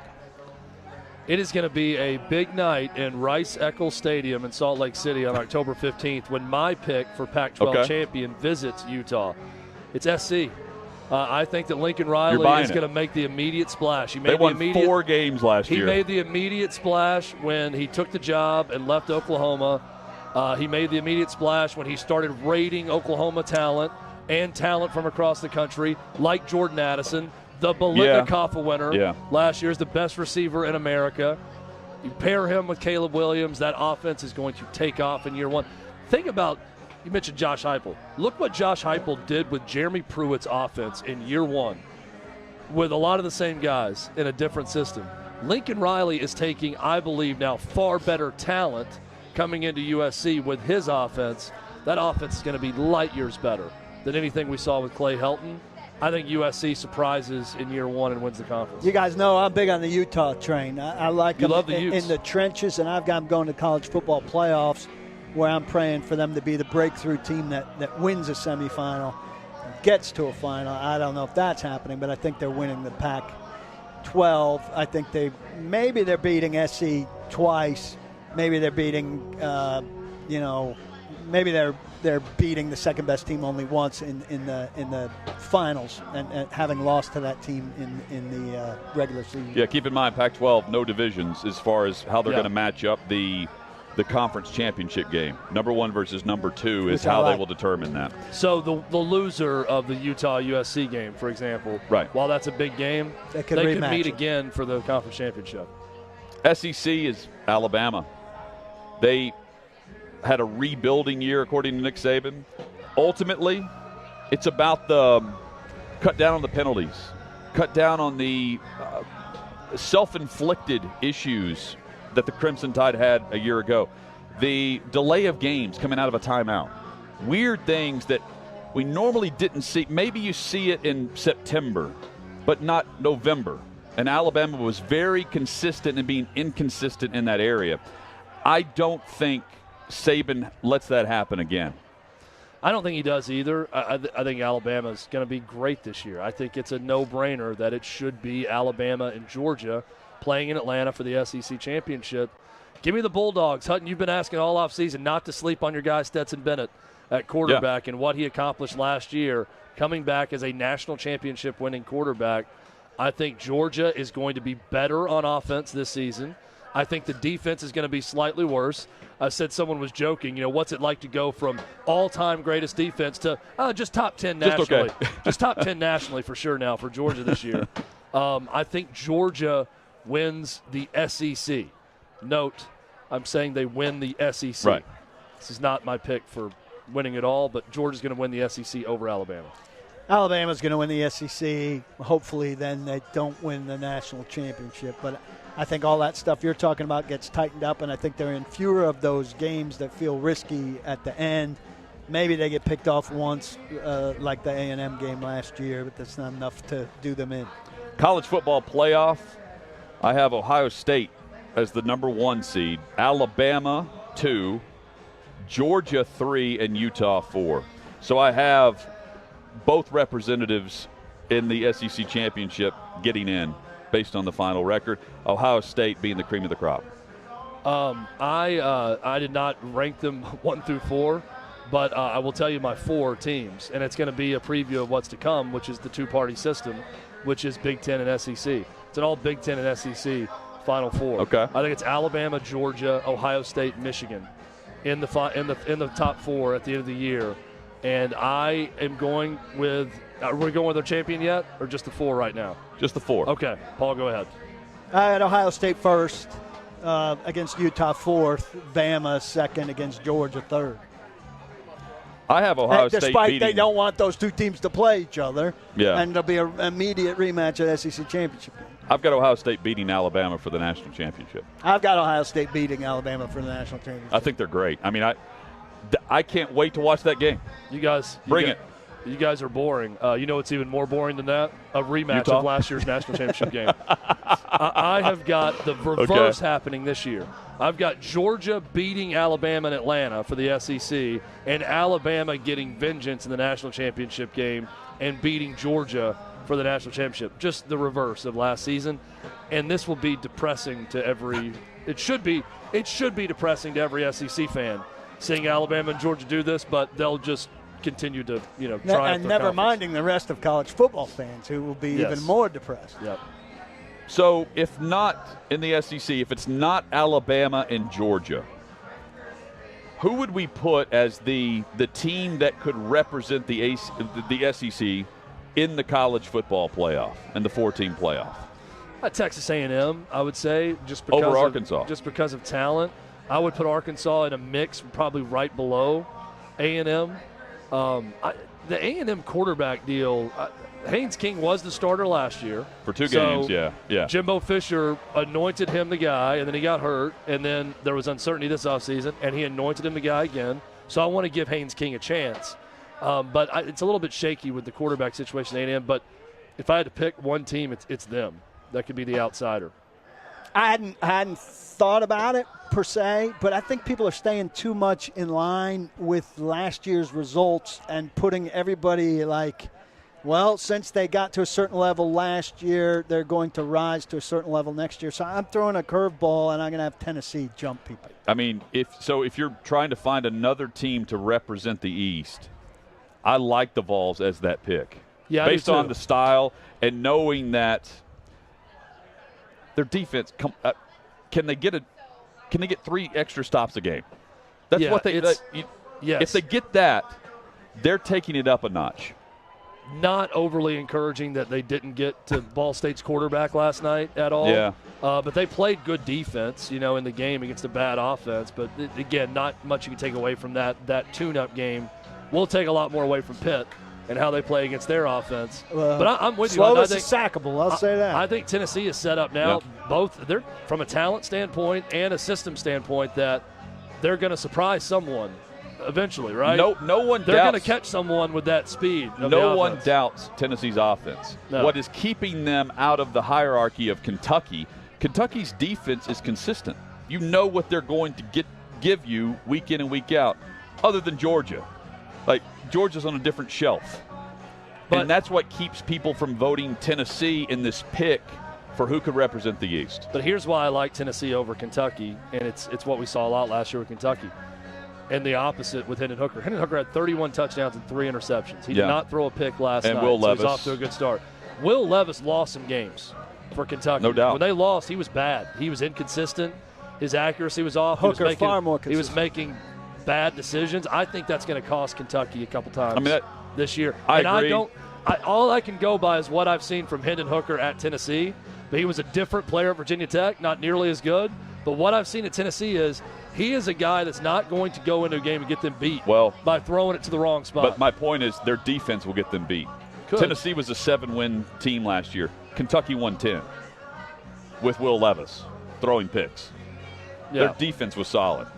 Yeah. Tennessee beat Kentucky last year, too. So, I think, Tennessee has to play Alabama, so that's one loss also. Kentucky doesn't. It's hard to say, whatever, 10-7 wins. Kentucky, though, is, in today's college football, if I had to pick, I want the offense that scores a ton of points as opposed to a consistent defense. Now, Tennessee's just got to be okay on defense. I think they can be okay on defense. That's all they have to be. I don't know if they can. It's they also are an slow offensive in the system. secondary. That's the problem. It's also an offensive system that intentionally hangs your defense out to dry. Well, that's fair, too. So it's part of the whole thing, right? I mean, it's a little give and take. Yeah, they're faking injuries so they can give their defense a breather on extra points. What was it, which I thought was a little bit crazy but kind of interesting? Clay told us yesterday, he said I would almost take the same offensive philosophy on defense and just do a lot of blitzes and go for broke. Yeah. Like, try to get a sack, and that's kind of what they do because they're big on Get tackle the for ball, loss. Sack, turnover, but if you get up a touchdown, you're just getting it back and scoring again quick anyways. Who's the high school coach out of Arkansas that he wanted one onside kick recovery? If he got that, his chances of winning went up like 46% versus just – correct me if I'm wrong, but that dude went to Presbyterian. Right, and then quit. And then quit. Yeah, like a year in, but he was trying the same system there. Yeah, he's got to get back in it at some level. Yeah, we need that guy. We need him in our lives. Coming up, there are details out with the college football playoff expansion, which could happen as early as 2024. Details on that is next on OutKick 360. What's up, guys? It's Tommy, and if you missed my last show, you may be experiencing some FOMO, so this is what you missed. We're tired of this attack on children being lumped in with just being inclusive. It's incredibly dangerous. And I wish she would come and try and say that to us, really, because we stand with Brittany 100%. I'm a tomboy, and I'm still a tomboy. I grew up a tomboy. And I often think, as do all of us in our coalition, we constantly talk about how if we were raised right now, we 100%, and our parents were a little kooky and believed in this gender cult, we would have 100% thought we were trans. We were supposed to be in the other body because of the indoctrination. And our parents likely would have transitioned us and put us on puberty blockers and God knows what else. So I'm grateful that I wasn't raised right now because I love being a woman. There wasn't a day in my life where I thought I wanted to be a boy or a man. I'm a proud lesbian. And, what they're doing to these kids, they're ultimately really erasing people like me and feminine boys or masculine girls. It's okay to be a tomboy. That's one of our main campaigns. We know our woked up friends are all about fighting climate change and preserving Mother Earth, or at least that's what they tell us from the steps of their private planes, or in this case, while overlooking their plush lawns in the hills of drought-ridden Southern California. Now, despite Governor Newsom declaring the California drought a historic water emergency, and despite restrictions and fines in place for overuse or for even allowing sprinklers to hit a freaking sidewalk, SoCal celebrities don't feel the rules apply to them. According to the LA Times, these A-listers, Sylvester Stallone, Dwayne Wade, Kevin Hart, Kim, and Kourtney Kardashian were all cited along with 2,000 others for surpassing 150% of their monthly water budgets at least 4 times since the agency declared a drought emergency at the end of last year. I've got more hot takes every Monday, Wednesday, and Thursday night, and you know I'll have some final thoughts at 7 p.m. Eastern right here on OutKick.com. Hey, listen, if you missed my show, don't at me. I've got you covered. Take a look. Let me explain Solomon to you. In a nutshell, you ready for how smart this guy was? Listen to this. He had 700 wives, 300 side pieces, and 1,000 women he had to service. 1,000 women he had to keep happy. Look, you can spin that around. I don't want to be sexist here. But if a woman had 700 husbands and 300 gigolos, I don't think she would like that either, and I wouldn't consider her very smart. I get it. The wisdom of Solomon, it is biblical. But the dude had 700 wives. I don't know. All I know is this. I've had 2 wives. I'm not having it anymore. They would defend this, or they wouldn't comment on it. This whole thing has been such a sham, and God bless him. God bless Joe Biden, because I got to tell you, OutKick grew. Clay Travis was beyond any of these guys, any and all of these people. And now all of a sudden, everybody's kind of coming back. Wait a second. Travis and the crew at OutKick, particularly Clay Travis, were smarter than everybody. How did they know? Well, they knew because they paid attention. I didn't really pay attention. I was busy doing other stuff. I was engrossed in Game of Thrones. I was engrossed in Boardwalk Empire. I took in the Lion King or the Tiger King or whatever that crazy mulleted fool's name was. Join me 9 to 11 Eastern Time at OutKick.com.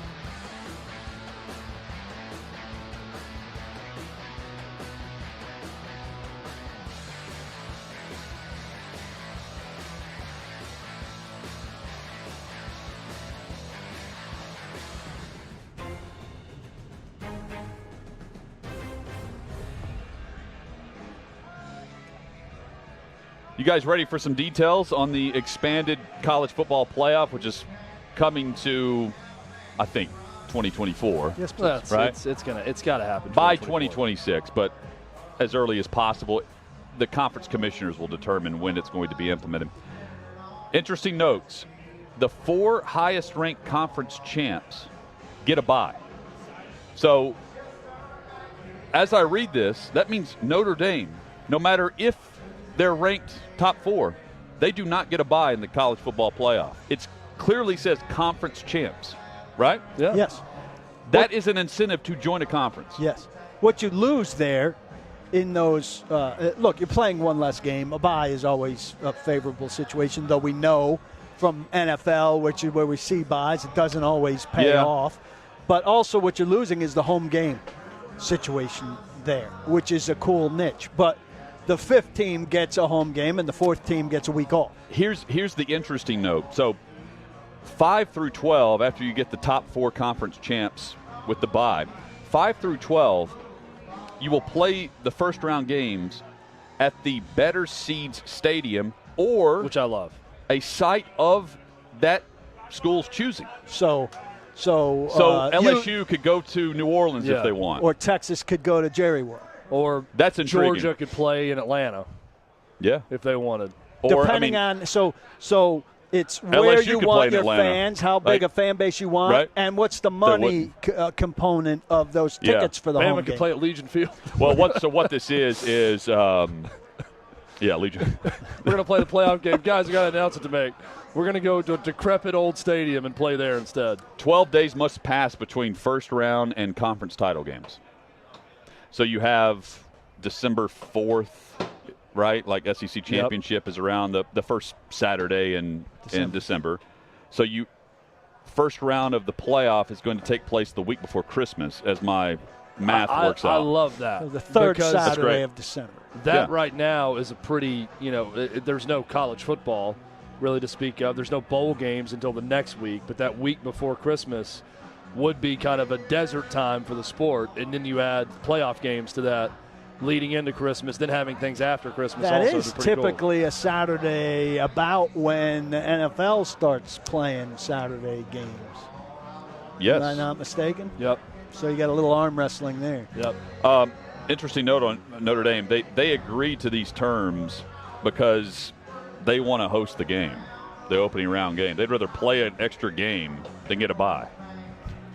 Well, they also know they've been around 5th a lot. That's fair. They're also acknowledging we're not a conference champion, and if we're going to expand to 12 instead of 16, this is how it's going to be. Yeah, and it is. Home playoff game there would be awesome. It definitely doesn't benefit Notre Dame, but it's also, even for Notre Dame, like, it's hard to play that game of, do we join a conference just so on the off chance we're good enough to win that great conference we're joining, we get a bye. that we get a bye instead of having to play an extra playoff game? It's an incentive, but it's not a massive incentive. Yeah, it wouldn't be a reason to ditch your contract with NBC and move on to the Big Ten or SEC right now. No, the $25 million more TV dollars is more of a reason. First round games will not have title or presenting sponsors, so it's not like the Tostitos first round. Yeah. They're not turning them into a bowl. Existing venue signage will remain in place. So it's just, it's whatever. If Alabama's hosting, it's whatever they would normally have. It's a December game at a home stadium. And the college football playoff controls the video boards. There you go. It's like the NCAA tournament. Yeah. I mean, they'll title it a first round, first round playoff game. There's no reason to give it some fancy title. Just don't make it confusing. Well, I could have seen them making it a playoff, a bowl game, turning a bowl game into it. The bowl games even being when the bowl games are also the playoff game, but it's got the sponsor. Yeah. It's the college football playoff, which is a very simple, easy name. First round. This also feels like and you have the seeds next to their number. Doesn't it feel like an agreement between the conferences who hate ESPN and ESPN? ESPN would sell the crap out of that and do it the presenting thing and. Well, ESPN's going to sell the crap out of the spots. No, but I'm saying it tones it down a little. To your point, if they're at the PlayStation Fiesta Bowl, ESPN is touting PS5 for 2 weeks. Yeah. So I think it takes them out of it corporate wise. I mean, they're controlling it. I prefer I don't know. I'm trying to read too much into it, maybe. Well, it's also. But those bowls we probably don't like it. What college football is lacking is clear direction at the top of the sport and clear organization with the sport. That's why the NFL thrives, because they have a clear organization and clear leadership. College football is just a bunch of competing interests. It's the Big Ten looking out for themselves, the SEC, the Pac-12, the ACC, ESPN looking out for themselves versus CBS. There's no coordination on it, right? It really is the wild, wild west. This coordinates 12 teams. The best man, or the richest man wins. So just final thing, subject to reach an agreement with bowls, the 4 highest-ranked conference champs would be assigned to quarterfinal bowls on selection day in ranking order. So that means like Pac-12 would be assigned to the Rose Bowl. Big Ten champ, if they're ranked 3 ahead of the Pac-12, they would be assigned to the Rose Bowl. So it still ties in based on what you've done in your history and where you're assigned. That means the Rose Bowl's moving. Brent Hubbs joins us next on OutKick 360.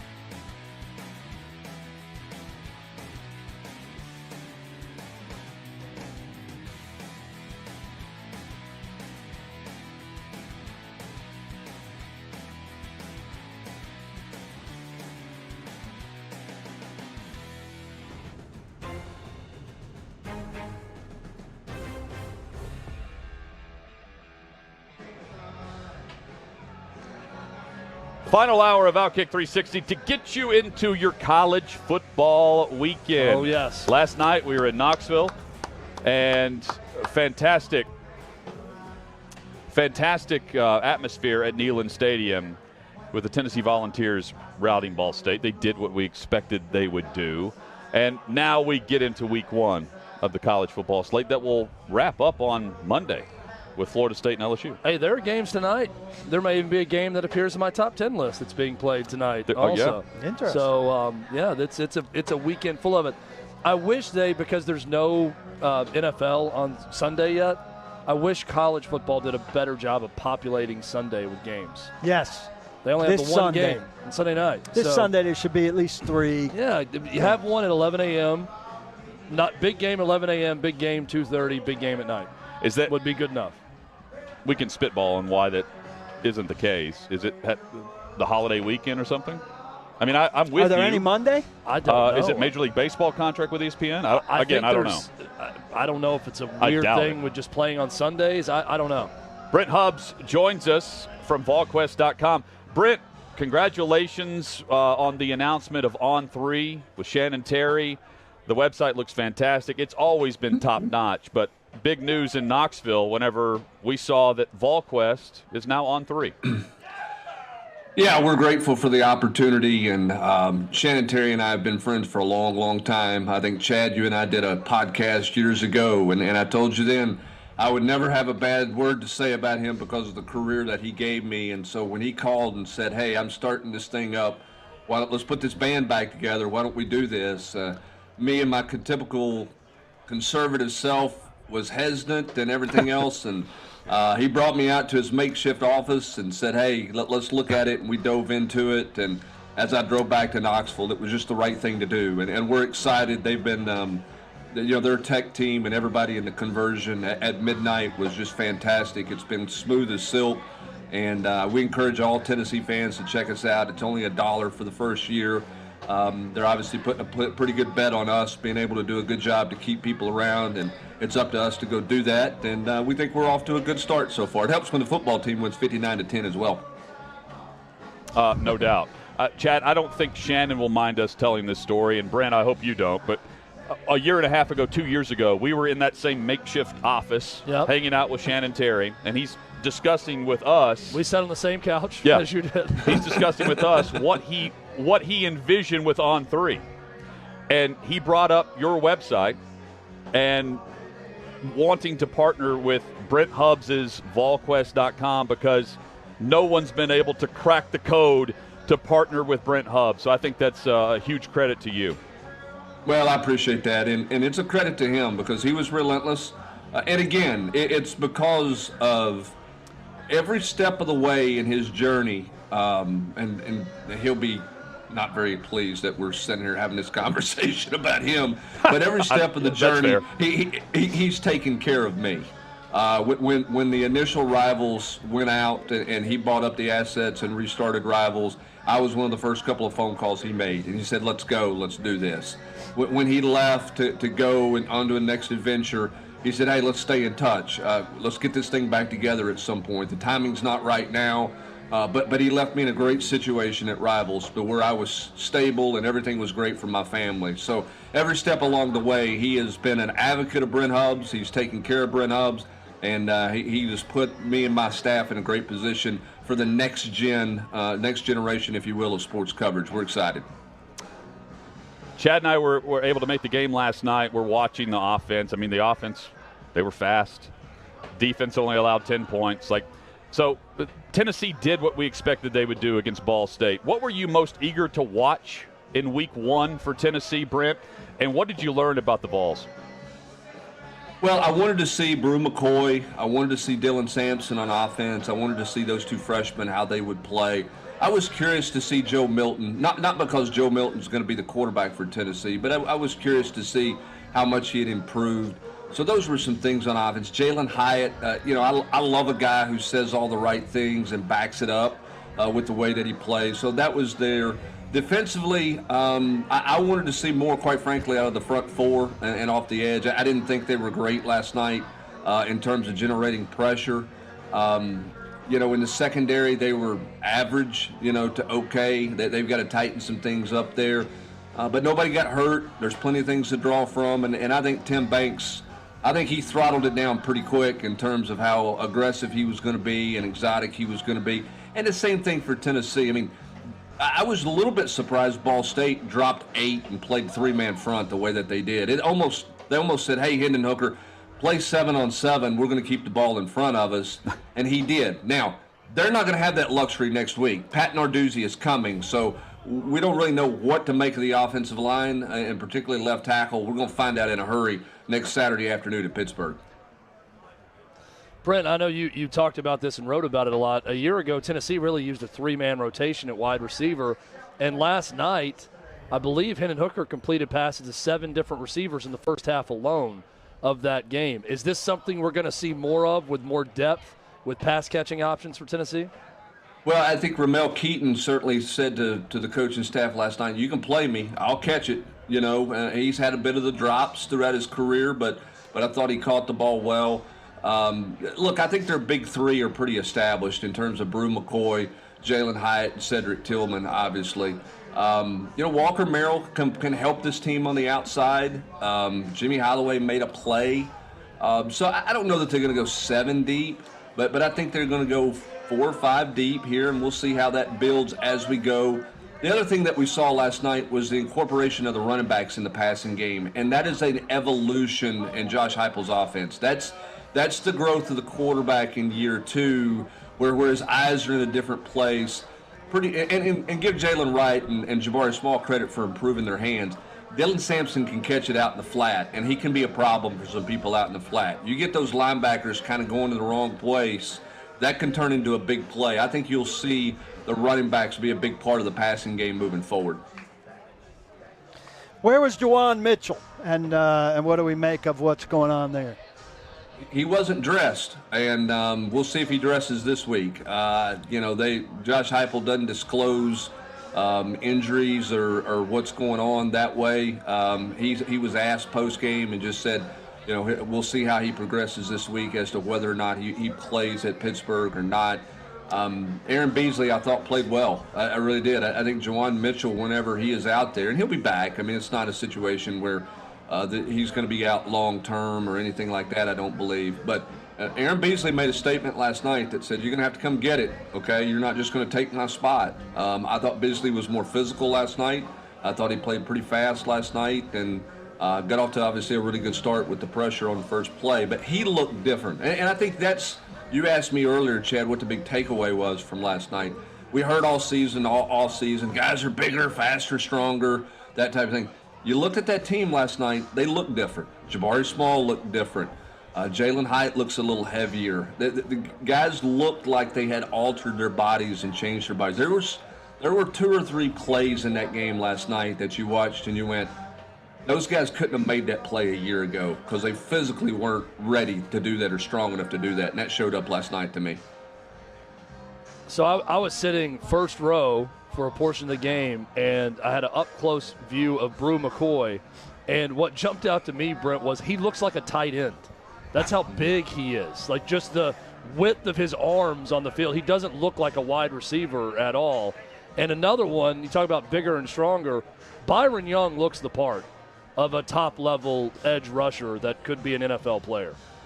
He does. I think Byron probably pretty disappointed when he watches his film today. Now, give Ball State credit. They threw a lot of stuff really got it out of the quarterback's hands early, right? A lot of quick no-step drops sometimes and 3-step drop. There were not a ton of true pass rush opportunities. Byron was okay last night. He's got to be better. He's got to play his hands better. And I think that he's got to set guys up a little better than he did. But there's no doubt he looks the part. I turned to somebody last night. Maybe I texted Austin. And maybe it's just the number 15. But there is a little bit of Kelly Washington look to Brew McCoy, just kind of the way he runs it. Now, he's not as fast as Kelly Washington was, but there's a little bit of the body lean. There's a little bit of the look that kind of reminds you of Kelly Washington. The number 15 is a pretty physical wide receiver number at Tennessee when you throw in Juwan Jennings and what he was able to do in that number. Brew McCoy's going to help this football team. You understand after last night why Josh Heupel and Alex Golesh were really excited when Brew McCoy got eligible, because he can play. Yeah, and I thought, you guys wrote a lot about Tamarion McDonald being a big piece of this defense, and he obviously got off to a very good start last night on the first play of the game. Is he possibly this year's Theo Jackson? Possibly. He's obviously gone out and won that spot. I'll say this. I think Wesley Walker, when you watch him on tape, and I've been rewatching the game today for a review piece for this weekend, Wesley Walker, when given the opportunity at the star position, I thought he showed well last night, chasing the ball down from behind. They've got some interesting decisions to make and some parts to play with back there, because Walker can play safety if they feel like that he can help them the most there. If they feel like their best five includes Wesley Walker, the Georgia Tech transfer, and Tamarion McDonald, or maybe they just split both of those guys and split time there. They're going to miss Theo Jackson, but I thought both those guys played well last night. And I said this on the broadcast last night. I'm not an anti-transfer guy. I'm not against a one-time transfer rule. But for the game of college football, it is fun to see a couple guys who stick it out and kind of follow the old Coach Majors cliche. If you stay, you're going to play. Jalen Hyatt could have packed up and went to the house middle of last year when it wasn't going well. Tamarion McDonald could have gone somewhere else when he wasn't getting a lot of playing time. They both paid their dues. They both waited their turn. They're roommates now. And ironically, it was those two guys on the first two plays for Tennessee. Defense gets the offense the ball, and then Jalen Hyatt gets it in the end zone. Of what you got to see of Pitt's highlights, what do you make now of the matchup with a sample game from the two teams? Well, I'm sure Pitt's loving the fact they got 2 extra days to get ready, because that was a physical football game last night between two teams that just don't like each other at all. I won't say Pitt was fortunate to win, but because I think Pitt offensively was pretty good, and I think Slover's going to be good, and there's going to be challenges there. If the kid from West Virginia doesn't drop that ball, then West Virginia may go down and score right there and end that thing. And still they had a chance to go back down the field and have a chance to tie it up. So my biggest surprise was the number of points that Pittsburgh gave up. I didn't expect that. But conversely, offensively, they're probably a little better, a little more explosive than I thought they would be with what they lost in the offseason.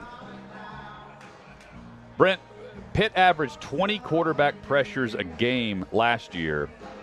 From what you've seen of the Tennessee offensive line, how big of a concern is that? Well, it's just such an unknown. Look, Darnell Wright's going to be fine at right tackle, right? I think everybody feels pretty comfortable there. Jerome Carvin's a good football player at guard. Spraggins will be okay. Now, if you put a real heavy guy over Cooper Mays, that can cause you a little bit of issue. But last night you didn't, and I wrote this going into the game, there were some things you weren't going to get answers to, and one of those was the left tackle position. Now, I didn't think you would get the answer there, because I didn't think Ball State had a whole lot of weapons to really attack the left tackle. Throw in the fact that they only rushed 3, and you made it real easy. So now the question for Alex Golesh is, where's the pass pro help coming from? They're going to chip with a tight end. They're going to play tight end to the left side most of the game to help out whoever the left tackle is. And can those running backs hold up against pressure? Cade Mays told me, and a couple other offensive linemen who played against Pitt last year told me in the offseason, of everybody they played, nobody did more unique, funky, unorthodox, unusual things on third down than Pitt's defensive front a year ago. They come from different directions. They play some rules that don't make sense, Paul. Those NFL guys, they've all got the rules about numbers and this and that and the other. They do some things that don't add up and don't make sense.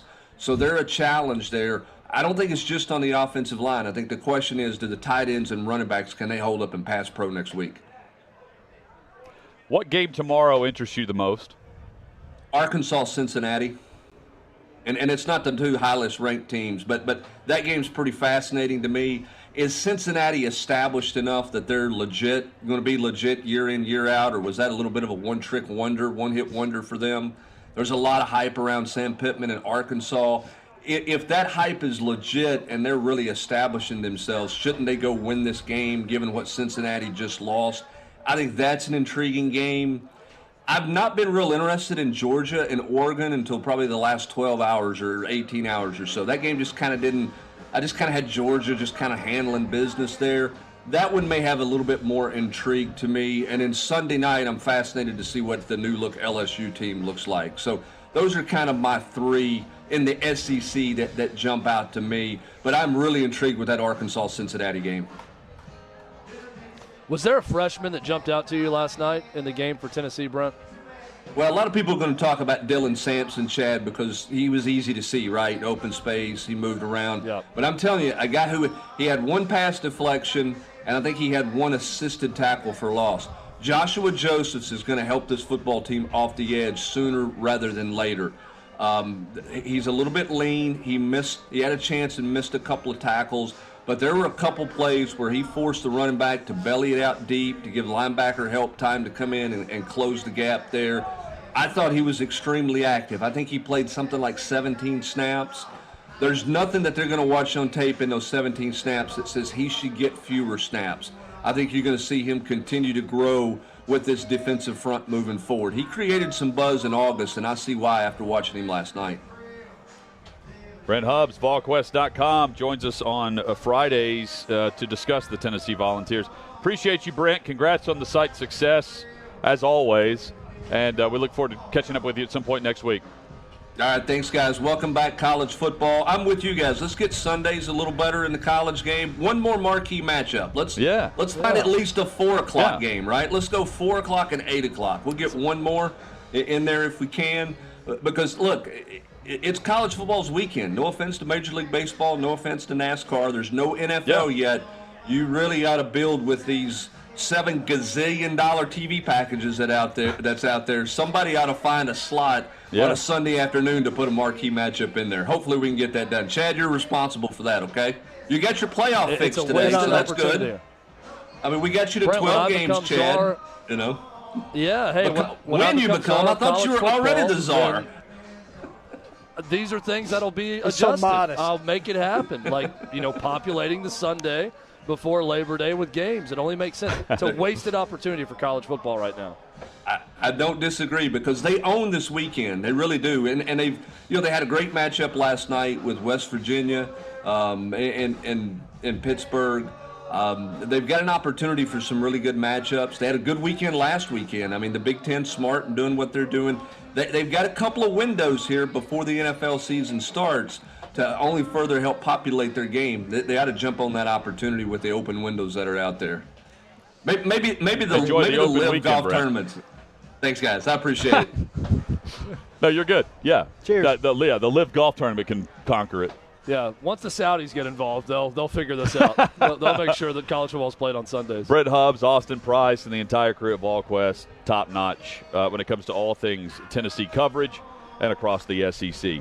Coming up, Chad Withrow, just like last season, brings his top 10 games of the college football weekend. There's a lot of demand. Top 10. That's next on OutKick 360.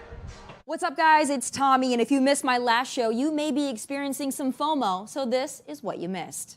In the case of Sydney Sweeney, don't even get caught throwing a birthday party for your 60-year-old mother that has even slight undertones of Donald Trump. And whatever you do not invite a guest that might support law enforcement because the internet will lose its marbles. Yes, this is a real thing, and it trended for hours on Twitter yesterday. Turns out Sweeney threw a surprise hoedown-themed birthday party for her mom that included hats that said, "Make 60 great again." And get this, she posed for a photo next to a friend or a family member who wore a Blue Lives Matter shirt. The horror, I know, lock that woman up. Just because no one has ever thrown a Joe Biden-themed anything, other than maybe a funeral, doesn't mean liberals get free rein to shame the Sweeney family. It's like I talked about in the beginning of the show today. The left is anything but loving and tolerant. They project their hate, their intolerance, their racism, and their bitter BS on us because, quite frankly, they hate themselves, especially the white ones. So go throw a pity party or a justice riot or post a black square and get over yourselves because you're not that special. Over the weekend, I don't know if you saw, but there was a big dust-up, a big debacle involving the wife of Jason Aldean, Brittany Aldean, who she posted, a little video saying that she's glad her parents didn't change her gender when she went through a tomboy phase because she loves being a girly girl. Yeah, was it a little bit, pointed. Yeah, it certainly was. But there were a couple other country artists, Cassidy Pope, Maren Morris, and a few others that were very, very triggered by her statement. And they didn't take the advice of Michelle Obama. They did not go high. They went lower than low, calling Brittany Aldean Insurrection Barbie, saying she's disgusting. I've got more hot takes every Monday, Wednesday, and Thursday night, and you know I'll have some final thoughts at 7 p.m. Eastern right here on OutKick.com. Hey, listen, if you missed my show, don't at me. I've got you covered. Take a look.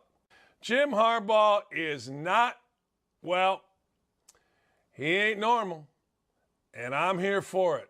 I had a friend of my son's play for Jim Harbaugh, and the mother loved Jim Harbaugh.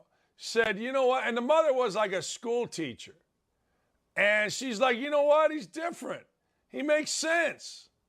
All these other guys walk in your house, and what are they? I don't know. They're just guys talking. Harbaugh was different. He was fresh. Not fresh in that way, but you know, fresh. So he went Solomon. He said it was biblical, his decision to start both J.J. McCarthy and Cade McNamara. McNamara in the first game against Colorado State, McCarthy second game. It's biblical. It's Solomon. How about our guy, Mr. Science? You thought Bill Nye was the science guy? Bill Nye's not the science guy. Joe Biden's the science guy. You want to see science at work? Joe Biden is Mr. Science. You know there was Mr. Coffee with Joe DiMaggio. Let's see Mr. Science living by science in this video here. Let's show this video. Joe Biden walking up, no one around him. He's got the mask on. Here goes Joe. He takes it off when he's going inside.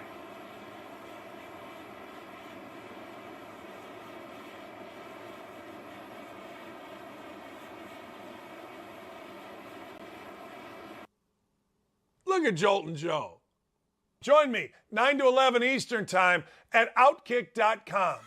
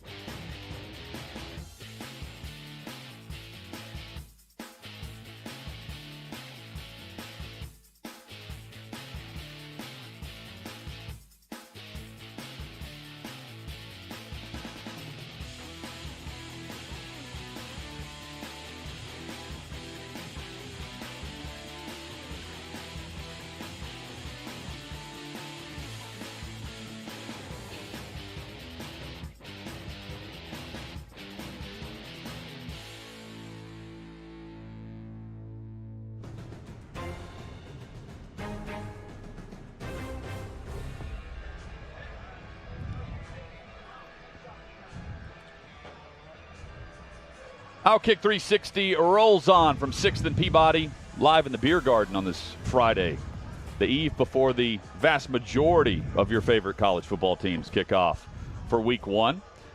Old Smoky Moonshine, Yeehaw Beer, and the cast of everyone in Nashville joining us inside and outside today. Hot day, but football's back, Chad.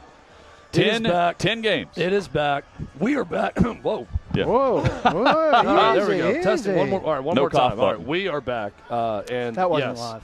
weekend is here. We are ready to go. Top 10 games. The debut Drum roll. for Week 1, not Week 0. We didn't do this for Week 0.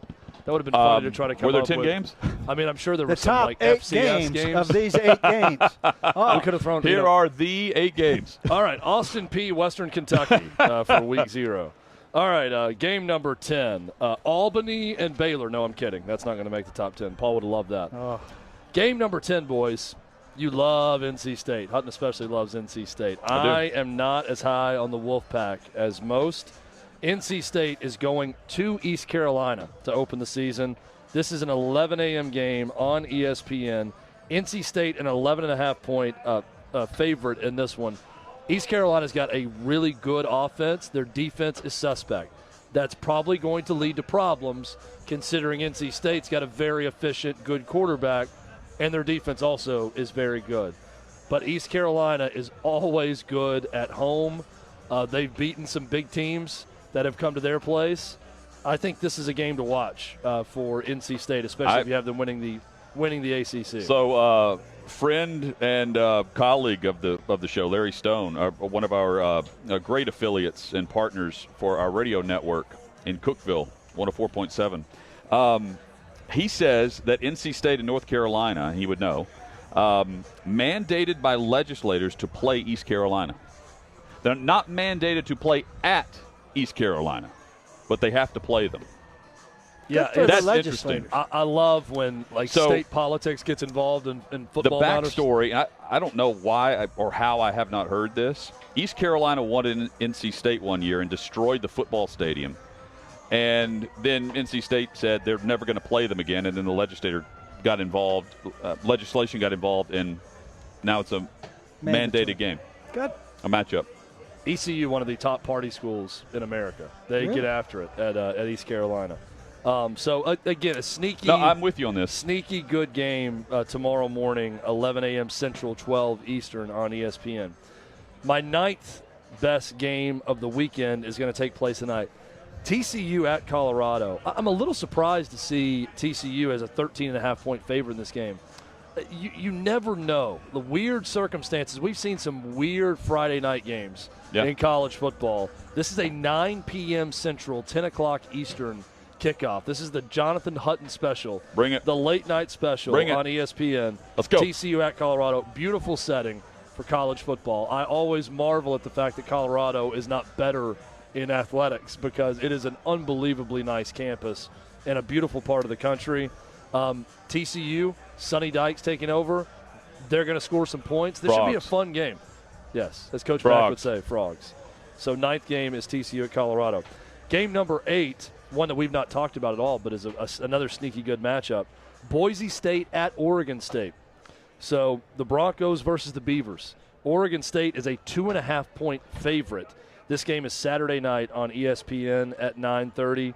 Oregon State could do some damage in the Pac-12. They've got a pretty good team coming back this year. And Boise State trying to take another step up after losing Brian Harsin, and they had a bad year last year and trying to bounce back from that. Game number 7, I feel like in a lot of worse week ones where SEC opponents weren't scheduling some good opponents, this may have been the game of the week to open the season for an SEC team. It's not necessarily this week, but it's still a good one. Memphis at Mississippi State. Mike Leach, everyone we've had on, and I think, Hutton, you've asked the question to a number of college football people. We know Brian Harsin's on the hot seat. Who else could be on the hot seat? Yeah, who's the Dan Mullen? A lot of people point to Mike Leach being that guy. So does that get started in this week 1 against Memphis as a heavy home favorite? We'll find out. It's on ESPNU at 6:30 Central Time tomorrow. 6th best game of the week, another North Carolina showdown. UNC at App State. Appalachian State believes they can be Cincinnati this year. They are a group of 5 power that should dominate the Sun Belt and at least get into a New Year's 6 bowl game, they think, if they can go undefeated. If they can go undefeated and beat North Carolina, Drake May at quarterback, by the way, looked terrific for Carolina, the redshirt freshman, in game number 1 against Florida A&M. We should say that had about 25 guys ineligible for that game. But this is a big test for North Carolina. On the road, in Boone, at Appalachian State. Appy State, a 1.5-point favorite. 11 a.m., another morning kickoff, Central Time, on ESPNU. Appy State, North Carolina tomorrow, a week from now, at A&M. Pretty good slate for ESPNU, by the way. The 7th-ranked game on ESPNU, 6th game on ESPNU also. All right, now we're going to get into the big boys, Here we go. The games we've talked about. Game number 5 for week 1 is Sunday night. Florida State taking on LSU in New Orleans, in the Dome. LSU a 3-point favorite. I don't know anything about LSU. I don't think Brian Kelly knows much about LSU, and he's coaching the team. That's fair. Jaden Daniels, expected to start, has not been named the starter publicly by Brian Kelly. He's keeping that a secret. Jaden Daniels, the Arizona State transfer, I expect him to start. Florida State, we know a little bit about them because they played scrub Duquesne in week 0, which was savvy scheduling by Mike Norvell and Florida State to get a game under their belt before this big matchup in a neutral site in New Orleans, a neutral site. Yeah. It's going to be all LSU fans for Florida State. Comparing the quarterbacks, LSU. you've got Daniels he's thrown 725 passes for his career. That's the difference in the two versus Jordan Travis. That's why Daniels is expected to get the nod, right? Yeah, this is it's also a fun matchup because Brian Kelly's first game on the sideline for LSU, but this could be the start of the last year for Mike Norvell. And this would be a big, big win for his job status if he could win as a 3-point underdog against LSU. And Boutte is back at wide receiver. Yes. It's time to put on a show. Boutte can kick some Boutte out there. That's for sure. Game number 4, Notre Dame at Ohio State. This is the game. I know College Game Day is going to be there. 6:30 p.m. kickoff on ESPN. I love that these two teams schedule each other, right? Like we talked about this with Bobby Carpenter. Unfortunate that Ohio State is just this good that they're that much better than a team that's in the top 5 nationally in Notre Dame. But that may be the case, may not. Maybe Marcus Freeman's team surprises us and hangs tough with Ohio State. But Ohio State, yes, Paul, 17-point favorite coming into this game, 6:30 Central Time on ESPN. Brand new defensive coordinators for both teams. Of course, Jim Knowles is taking over at Ohio State, leaving Oklahoma State. He was coaching one of the best defensive units in college football a year ago. And Ohio State, of course, well, they were awful to begin the season on defense. They were able to fix them and patch some things along the way, but nothing like we were seeing at Oklahoma State. So now we get to see Jim Knowles at Ohio State and see what happens against Notre Dame. Keep in mind also, Jim Knowles was Oklahoma State's defensive coordinator. He did not coach the game against Notre Dame in the bowl game. So there would be a lot of familiarity there if he stayed on. Yeah. Coached Oklahoma State against Notre Dame and Marcus Freeman in his first game as coach, if you remember. But he had already left to take the job at Ohio State by then. So Notre Dame's chance is that they're going to load up and run the football, shorten the game. They are not deep at wide receiver to begin with, and then they lost players due to injury during camp. So it's tight end heavy, 4 deep maybe at wide receiver at best based on the reports from camp, and running back heavy. They're looking to shorten this game, and they need Ohio State to turn the football over a couple times.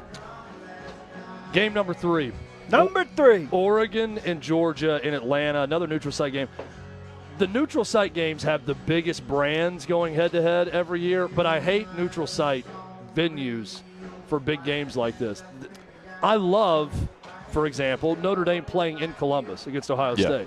That's a much better atmosphere West for a game. West Virginia at Pitt. Yeah, West Virginia at Pitt last night. And go down the list. We're going to get to a game that's on a campus. That's a big-time matchup also. But Oregon, Georgia in Atlanta. Georgia a 17-point favorite in that one. 2:30 Central Time kickoff on ESPN. This, to me, guys, I don't know about you. I would be more shocked if Oregon hung tough with Georgia than if Notre Dame hung tough with Ohio State. I'm the opposite. I'm the opposite. You wouldn't be surprised with Oregon? Yes. No. I expect Oregon to hang better. Yep. I think Ohio State is light years better than Notre Dame. I don't see the only reason I don't know if there's like a game or two adjustment with the new talent at Georgia. I'm not saying they lose, but I think it could be closer than what we might expect. Yeah. Either way, I'm going to be watching. No doubt. This is a big time. Yep. Again, I'm glad these teams are scheduling each other in a big game like this, a premier showcase game. Game number 2, it's Brent Hubbs' game number 1. Cincinnati at Arkansas, 2 top 25 teams, 2 borderline top 25 teams. The loser of this game will be out of the top 25 more than likely. Cincinnati at Arkansas, is Cincinnati a program here to stay that's going to be a year in, year out, top 20 type program, top 25? If they go on the road to Arkansas and win, the answer is yes. They're right back to where they were a year ago because it would be an enormous win. Arkansas, only a 6.5-point favorite. This is a 2:30 Central Time kickoff on ESPN. KJ Jefferson versus the Cincinnati defense. Cincinnati lost a bunch of guys in the NFL, breaking in a new quarterback. I'm intrigued to watch this one in Fayetteville. And this is a game on campus, which is really cool. Yep. Game number one. Number one. Utah at Florida. Utah, a 3-point favorite on the road. Paul thinks that's not enough. 6 p.m. Central Time kickoff on ESPN. We've talked about Utah and Florida all week. I like the fact that I'm going to win the bet with a lot of room to spare. Now, we can always preview a weekend and say this is the most impactful game of the weekend, and what happens in this game is going to dictate a lot more of the season, and we're usually wrong about which game that is. But going into this weekend, I feel like this game has the biggest impact on the rest of the season. I would because if Utah agree. Win or lose, if Utah goes in there and looks like a college football playoff team and wins going away in the swamp, they're going to be in the conversation and if all Florida year. beats Utah, it means a lot for what goes on in the SEC. Means a lot for Billy Napier and what he may have in year one at Florida also. Means a lot for UT in a month. Yes, and Kentucky in a week, who's going to come to Gainesville. So Utah's going to the swamp. They were one of 8 teams that ran for over 3,000. And I failed to mention this earlier. Very balanced. They also threw for 3,000. They were one of 3 teams that ran for and threw for more than 3,000 yards a year ago. Michigan was one of the other 2 as well. And, of course, they make the college football playoff. This is a team that is poised for a step up, and this is their opportunity. Yeah, and a lot of people are into them.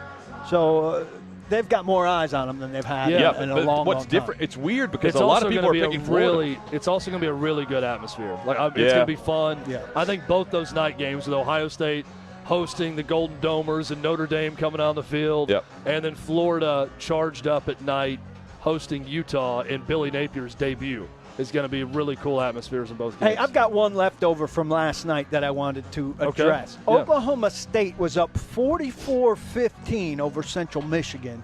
Only won the game 58-44. But Oklahoma State's quarterback, Spencer Sanders, was responsible for 6 touchdowns. He had 2 rushing plays where he went up the middle and found very little resistance at the line of scrimmage, right? So that makes it easy for him. But once he got to linebackers and defensive backs, this guy's running was unbelievable in terms of the grace that he showed in terms of weaving, cutting back on guys and making them cut back.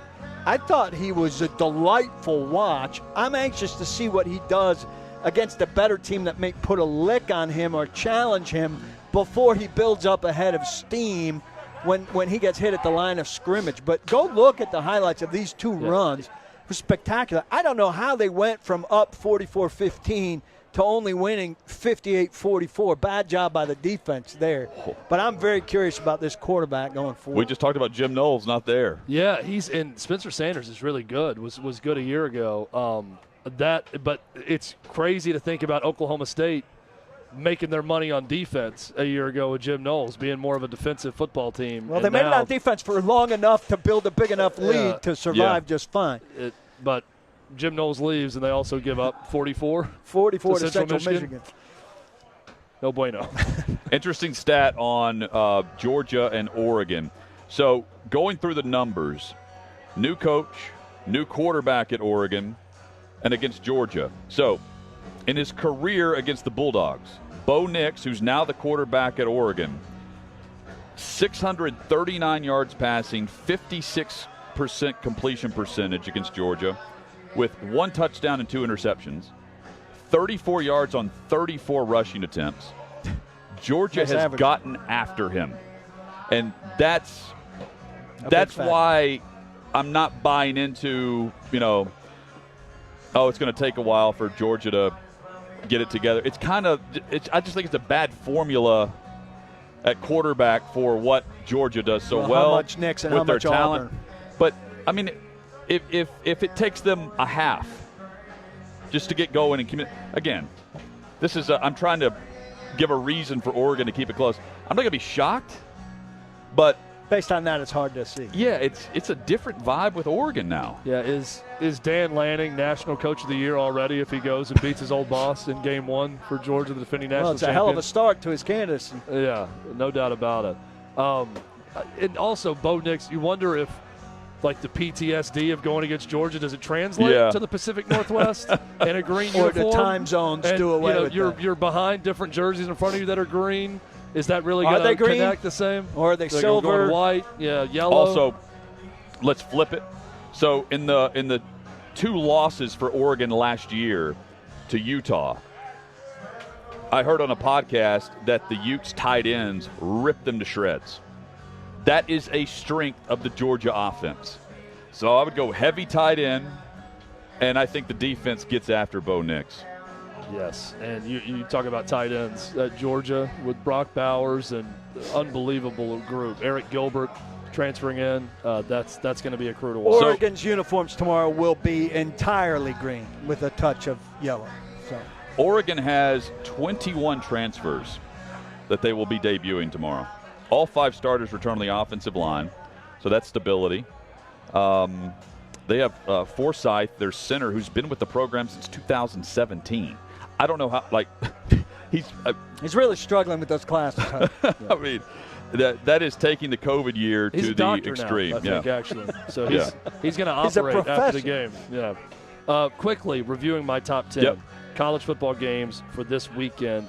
NC State at East Carolina, Saturday at 11 a.m. TCU at Colorado, 9 p.m. tonight is number 9. Number 8, Boise State at Oregon State. Number 7, Memphis at Mississippi State. 6, North Carolina at Appalachian State. Number 5, Florida State taking on LSU in New Orleans on Sunday night. Number 4, Notre Dame at Ohio State. That is tomorrow night, 6:30 Central on ESPN.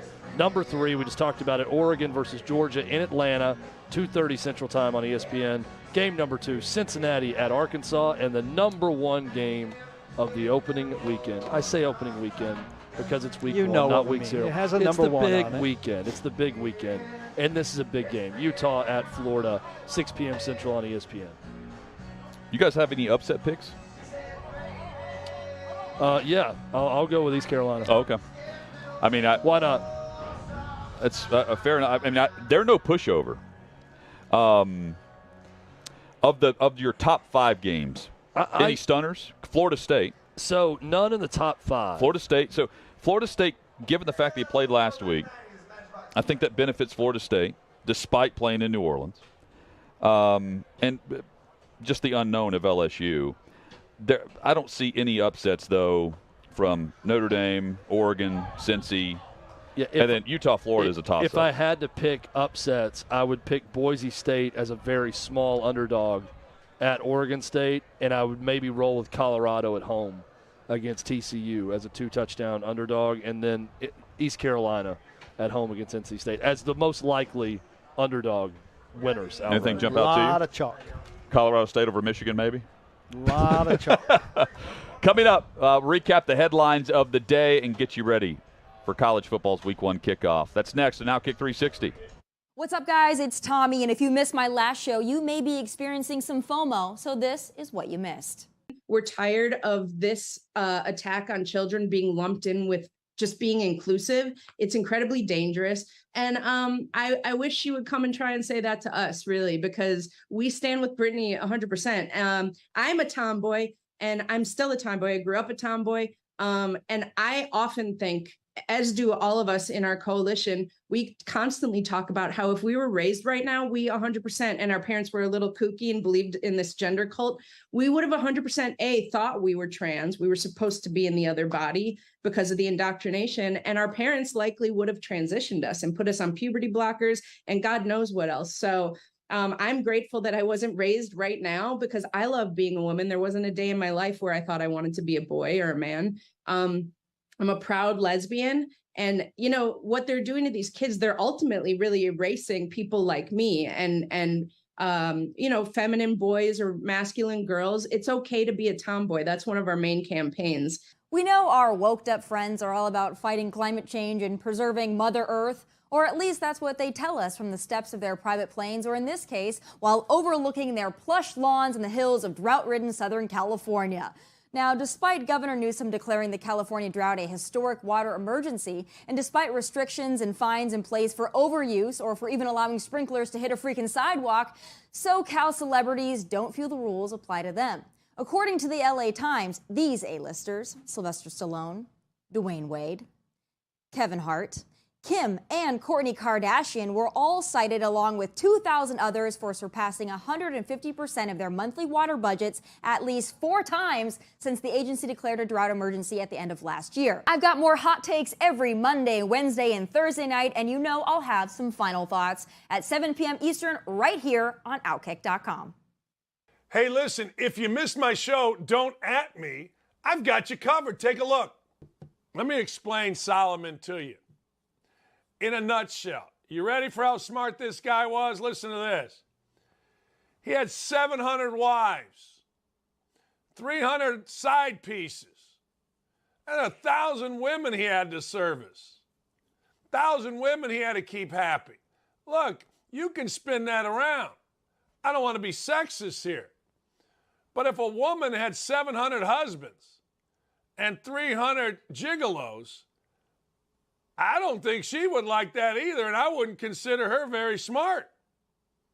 I get it. The wisdom of Solomon, it is biblical. But the dude had 700 wives. I don't know. All I know is this. I've had 2 wives. I'm not having it anymore. They would defend this, or they wouldn't comment on it. This whole thing has been such a sham, and God bless him. God bless Joe Biden, because I got to tell you, OutKick grew. Clay Travis was beyond any of these guys, any and all of these people. And now all of a sudden, everybody's kind of coming back. Wait a second. Travis and the crew at OutKick, particularly Clay Travis, were smarter than everybody. How did they know? Well, they knew because they paid attention. I didn't really pay attention. I was busy doing other stuff. I was engrossed in Game of Thrones. I was engrossed in Boardwalk Empire.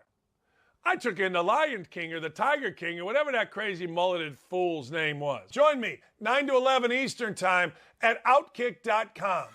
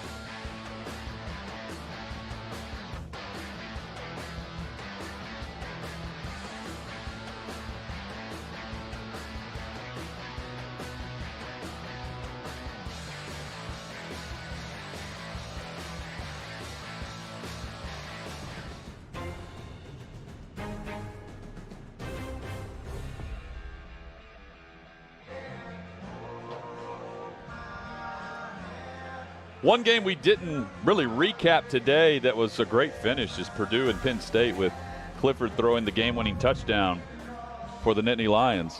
It's a big win out of the gate. 8-play, 80-yard drive. Against a good Purdue roster. That's a big win for James Franklin to get this season started. They got last season, I think they were 5-0 to start last season before losing at Iowa. But this is a big season for James Franklin. Wide open real wheel route to win it, or wheel stop. But the defender recognized what was happening right away. He was just helpless in terms of turning and going to follow it. It was a good drive for Clifford, who wasn't by any means great up to that point. Yeah, he just kind of operates the offense. I guess that's a compliment, right? They've got good tight ends again. One of them made a big, I think it was 54-yard touchdown catch and run before that. Second best game of the night by far to Pitt and West Virginia. Those are two good games. The big spotlight games last night delivered on the first Thursday night, with both those being close and having compelling back and forth throughout. Hopefully tonight we get a surprise. Yeah. Because right now, I mean, you're kind of rooting for someone to play above their weight. I think it's Western Michigan and Michigan State is on ESPN, I believe. So for the early game, Indiana, Illinois should be a competitive game, but not a lot of great games tonight. If Cincinnati shows up against Arkansas, what a statement for the Bearcats, given what they've lost off of the college football playoff team, to then go on the road in Fayetteville. That would be, to me, that would be the most impressive feat of the top group of games this weekend. It's one of those games, to me, the only way it happens is if Arkansas also plays well below expectation. And if Arkansas plays well below expectation, that's a huge disappointment for all the hype that Arkansas has been getting since, last season, when Arkansas was very, very solid and was one of the stories of the SEC year, maybe the college football year.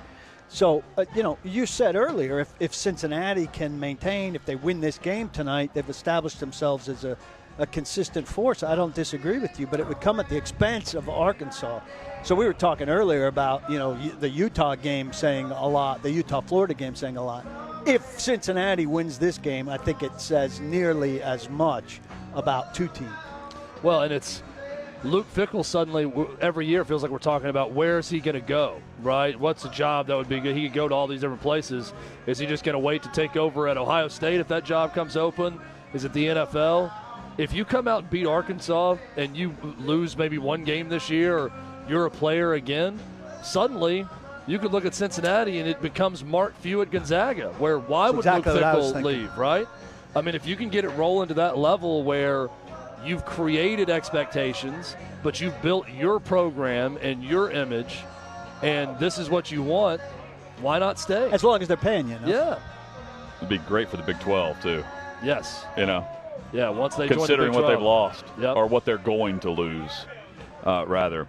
I can't wait to kick things off. And then, of course, next week, we're straight into week one across the NFL. Next Thursday, we kick things off with the Bills and the Rams. I mean, we are off and running now.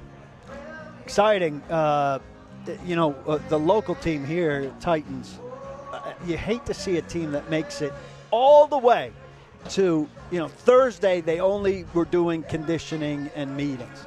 So at their very last practice, before they start to prepare, one of their premier players, Harold Landry, tears his ACL. We don't know how much contact was involved or what.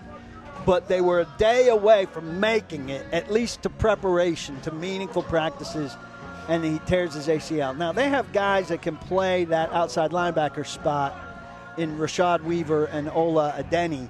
But Rashad Weaver, you and I were talking, Harold Landry moves around. He plays stack backer. He plays outside backer. He can play tight to the line. He play wide. He drops in coverage. Super versatile. And I think right behind Jeffrey Simmons and Kevin Byard, he's on that list. He just got a big contract. That really hurts a team that was going to be very defensive reliant. Still going to be. But just missed making it. Yeah. Just missed. It's tough. Hope you'll join us on Monday across the radio network for OutKick. We'll be recapping all of the games from the first college football weekend, and we'll be previewing the NFL slate as well, which will be underway in 3 days. I think we've had a real upset here. I sweat the least of the three of us, at least from the neck up. You have open air over here. Yeah, maybe I got away with that. My knees are. I've got a sunblocker. They've added a sunblocker for me. That's why I was really roasting before. Enjoy the college football weekend. It's back. Don't block the box.